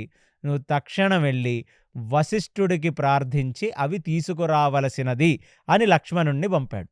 పంపడం ఆలస్యం. లక్ష్మణుడు ఆగమేఘాల మీద పరిగెత్తుకుంటూ వశిష్ఠుడి ఆశ్రమానికి వెళ్ళి ఆయన అక్షయ బాణతూణీరాలు ఆయన ధనస్సు తీసుకొని వచ్చాడు. ఇక్కడ సీతాదేవిని ఇక అంతఃపురం ఖాళీ చేసి వెళ్ళిపోతున్నాం కాబట్టి మరి సీత 14 సంవత్సరాలు మనం ఉండం కాబట్టి మనం ఇప్పుడు విశేషమైన దానాలు చేద్దాం అని చెప్పి వశిష్ఠుడి కొడుకైన సుయజ్ఞని పిలిచాడు. సుయజ్ఞకి రాముడు కొన్ని వందల ఆవులను, ఆయన దగ్గర ఉన్న విశేషమైన రథాలను, ఆయన దగ్గరున్న అశ్వాలను, ఆయన తిరిగే పెద్ద అంబారి కొన్ని ఏనుగులను మొత్తం సుయజ్ఞకిచ్చాడు. సుయజ్ఞ భార్యకి సీతాదేవి దగ్గర ఉన్న చీరలు, మర్కత మాణిక్యాలు, వడ్డాణాలు, అరవింకలు, 7 వారాల నగల దగ్గర నుంచి అన్నీ కూడా ఆ వశిష్ఠుడి యొక్క కొడుకైన సుయజ్ఞ యొక్క భార్యకు సీతాదేవి ఇచ్చింది. తదనంతరం ఆ రాజ్యము పక్కన ఉన్న ఋషులైన అగస్త్యులు కౌశికుడికి విశేషమైన దానాలు ఇచ్చాడంటే ఎన్నో గోవులు, ఎంతో బంగారం వారికిచ్చాడు. దాని తర్వాత కౌసల్య యొక్క అంతఃపురంలో నిత్యం వేదగోష్ఠి చేస్తూ వేదపారాయణం చేస్తూ ఎందరో బ్రాహ్మణ శిఖామణులు ఉండేవాళ్ళంట. వాళ్ళందరూ కూడా కృష్ణ యజుశాఖ తైత్రేయ సూత్రం వాళ్ళందరినీ పిలిచి వాళ్లకు ఆవులు, వాళ్లకు కావలసిన నగలు, వాళ్లకు కావలసిన కానుకలు ఎన్నో ఇచ్చాడు. తదనంతరం ఆ కౌశల రాజ్యంలో వేదాలు నేర్చుకుంటున్న బ్రహ్మచారులను తీసుకొని వచ్చి బ్రహ్మచారులు వశిష్ఠుడి దగ్గర వేదపారాయణం, ఆ ఉపనిషత్ రహస్యములన్నీ నేర్చుకుంటూ భిక్షాటన చేస్తూ ఆ గురువుగారికి శుశ్రూత చేస్తూ గురు ఆశ్రమాల్లో చదువుకుంటున్నారు. అలాంటి బ్రహ్మచారులను పిలిచి 80 రథాలలో నిండిన బంగారాన్ని, 1000 రథాలలో ధాన్యాన్ని, 200 ఎద్దులను, 1000 పాలిచ్చే ఆవులను వారికి ఇచ్చి, మీరందరూ బ్రహ్మచారుల్లారా, నిత్యాగ్నిహోత్రం చేయడానికి ఈ పాలిచ్చే యాజ్ఞిక గోవులు, మీరు పొలాలవి దున్నుకోవడానికి బలిష్టమైన 200 ఎద్దులు, ఇదంతా ధాన్యం, ఈ బంగారాన్ని తీసుకొని వెళ్ళి మీ గురువుగారికిచ్చి మీరందరూ చాలా బాగా చదువుకొని వృద్ధిలోకి రావాలి, 14 సంవత్సరాల తర్వాత నేను మళ్ళీ వచ్చి మిమ్మల్ని కలుస్తాను అన్నాడు. అలాగే ఇన్ని సంవత్సరాల నుంచి దశరథుడికి రథసారథిగా ఉన్న, చిన్నప్పటి నుంచి రాముణ్ణి తన భుజాల మీద ఎక్కించుకొని ఆయన్ని ఆడించిన ఒక విశేషమైన పర్సన్ చిత్రరథ అనే ఒక రథసారథి. ఆ రథసారథిని పిలిచాడు. ఆయనకి గొప్ప గొప్ప మణులు, మాణిక్యాలు, వజ్రాలు, వైడూర్యాలు, బంగారం ఇత్యాది ఇచ్చి ఆయనకు దానం చేసి చాలా హ్యాపీగా ఉండు చిత్రరథ అని చెప్పి ఆయన్ని ఆలింగనం చేసుకున్నాడు. చిత్రరథుడు కూడా చిన్నప్పటి నుంచి రామచంద్రమూర్తిని పెంచాడు, భుజాల మీద ఎత్తుకున్నాడు. అలాంటి వాడు రాముడు 14 సంవత్సరాల అరణ్యవాసానికి, దండకారణ్యానికి వెళ్ళిపోతున్నాడన్న సంగతి చూచి చిత్రరథుడు ఆ రాముడు చేతులు పట్టుకొని ఏడ్చాడట. అక్కడికి ఇన్ని దానాలు జరుగుతుండగా ఒక విశేషమైన వృద్ధ బ్రాహ్మణుడు, గర్గగోత్రానికి చెందిన ఒక అద్భుతమైన తేజస్సుతో ఉన్న త్రిజట అనే ఒక బ్రాహ్మణ శిఖామణి అక్కడికి వచ్చాడు. ఆయన డొక్కలన్నీ చిక్కిపోయి పల్చబడిపోయి మనిషి బాగా అండర్ వెయిట్ వాడిలాగా కళ్ళన్నీ లొట్టలెక్కి ఆయన కేవలం ఆ అడవులలో దొరికే కొన్ని కందమూలాలు తింటూ ఆయన ఒక చిన్న గురుకులం నడిపేవాడట అక్కడ. అలాంటి ఈ త్రిజట వచ్చి, నాకు కూడా రామా ఏదైనా దానం ఇవ్వవలసినది అని కోరగానే ఆ వృద్ధ బ్రాహ్మణ్ణి చూచి ఎంతగానో ఆనందించి, ఎటువంటి ఇంద్రియ భోగములకు అలవాటు పడని కేవలం మోక్ష సాధన చేసి అలాంటి మోక్ష సాధనను 10 మందికి నేర్పుతాడు కాబట్టి ఈ త్రిజటని దగ్గరికి రమ్మని, నువ్వు నీ చేతిలో ఉన్న ఆ కర్రను ఎంత దూరం విసిరితే అంత దూరం పట్టే ఆవులన్నీ కూడా, పాలిచ్చే ఆవులను నేను నీకు దానం చేస్తానంటే, దానికి ఆ వృద్ధ బ్రాహ్మణుడైన త్రిజట అతని చేతిలో ఉన్న దండాన్ని తీసి గిరగిరా తిప్పి విసిరితే ఎంత దూరం పడిందో ఆ ప్రదేశము మొత్తం నిండి ఉండే అన్ని ఆవులను తీసుకొని వచ్చి ఆ త్రిజటకు దానం చేసి, ఆ త్రిజట చేతులు పట్టుకొని నన్ను ఆశీర్వదించవలసినది త్రిజట అని రాముడు కోరగా, ఆ త్రిజట కూడా చాలా బాధపడి విజయీభవ అని రామచంద్రమూర్తిని ఆ పేద బ్రాహ్మణుడు దీవించాడు. అప్పుడు ఆ పేద బ్రాహ్మణ్ణి చూస్తూ రామచంద్రమూర్తి ఇలా అంటున్నారు, దానమని చెప్పి నువ్వు వచ్చి అడిగావు, నీకు ఏమి దానం ఇవ్వాలో నాకు తెలియదు. కాబట్టి నువ్వు ఈ దండాన్ని ఇసిరితే అందులో పడేవన్నీ నీకు దానమిద్దామని చెప్పి నేను ఈ కోరిక కోరాను. నీ దండాన్ని తిప్పి తిప్పి విసరమని నీకు ఇచ్చిన ఆ చిన్న పనికి నువ్వు నన్ను క్షమించవలసినది అని ఆ త్రిజటను కోరతే, త్రిజట రాముడిని ఆలింగనం చేసుకొని, ధర్మ సంస్థాపనకై పుట్టిన యోగి పుంగవుడివి నువ్వు ధర్మాచరణ కోసమే ఈ 14 సంవత్సరాల అరణ్యవాసానికి వెళుతున్నావు. అనుకున్న పని సాధించి తిరిగి వస్తావని ఆ పేద బ్రాహ్మడు దీవించటంతో అక్కడ చివరాఖరిగా ఆయన కోశాగారంలో మిగిలిన బంగారము, వెండి ఇత్యాది మణులన్నీ కూడా ఆయన యొక్క పెరటిలో రాశిగా పోస్తే రామచంద్రమూర్తి వచ్చిన వాళ్ళని వచ్చి ఎవరికి ఎంత అవసరమో అవి తీసుకుపోవలసినది అని చెప్తే, వచ్చిన జనులందరూ వారి వారి అవసరాలను పట్టి ఆ కుప్పగా పోసిన రాసులలోని బంగారాన్ని, వెండిని, మరకతమాణిక్యాలని, మణులను తీసుకువెళ్ళి రామచంద్రమూర్తి ఇక 14 సంవత్సరాలు అయోధ్యలో ఉండడని చెప్పి దానాలు తీసుకున్న వాళ్ళందరూ రామచంద్రమూర్తిని, ఆ సీతాదేవిని, లక్ష్మణస్వామిని ఆశీర్వదించి విజయీభవ అని అక్కడ దీవించి వాళ్ళందరూ కూడా వారి వారి ప్లేసులకు వెళ్ళిపోయారు. ఇప్పుడు లక్ష్మణస్వామి బాణాలను, ఆ బాణతూనీరాల్ని తీసుకొని వచ్చేశారు. రామచంద్రమూర్తి, సీతాదేవి ఉన్నవన్నీ కూడా దానం చేసేశారు. ఇక వాళ్ళు బయలుదేరుదాం అన్న సమయంలో దశరథుడు సుమంత్రుణ్ణి వెళ్ళి రాముడిని, సీతని తీసుకొని నా ముందుకు రావలసినది అని సుమంత్రుణ్ణి ఆదేశించడంతో సుమంత్రుడు రామచంద్రమూర్తి యొక్క అంతఃపురానికి వచ్చి మిమ్మల్ని దశరథుడు రమ్మంటున్నాడు, మీరు రావలసినది అని ఆదేశించాడు. ఇక సుమంత్రుణ్ణి అనుగమిస్తూ రామచంద్రమూర్తి, సీతాదేవి, లక్ష్మణుడు దశరథుడు, కైకేయి ఏ అంతఃపురంలో ఉన్నారో ఆ అంతఃపురానికి వెళుతున్నారనే సంగతితో మనం ఇవాళ ఈ ఎపిసోడ్ని ముగిస్తూ, మళ్ళీ తరువాయి భాగంలో అసలు ఏమి జరిగింది, ఆ సుమంత్రుడు ఎందుకు తీసుకువెళుతున్నాడు, కైకేయి దశరథుడు యొక్క అంతఃపురంలో ఇప్పుడు ఏమి జరగబోతుందనే సంగతి మనం తరువాయి భాగంలో తెలుసుకుందాం.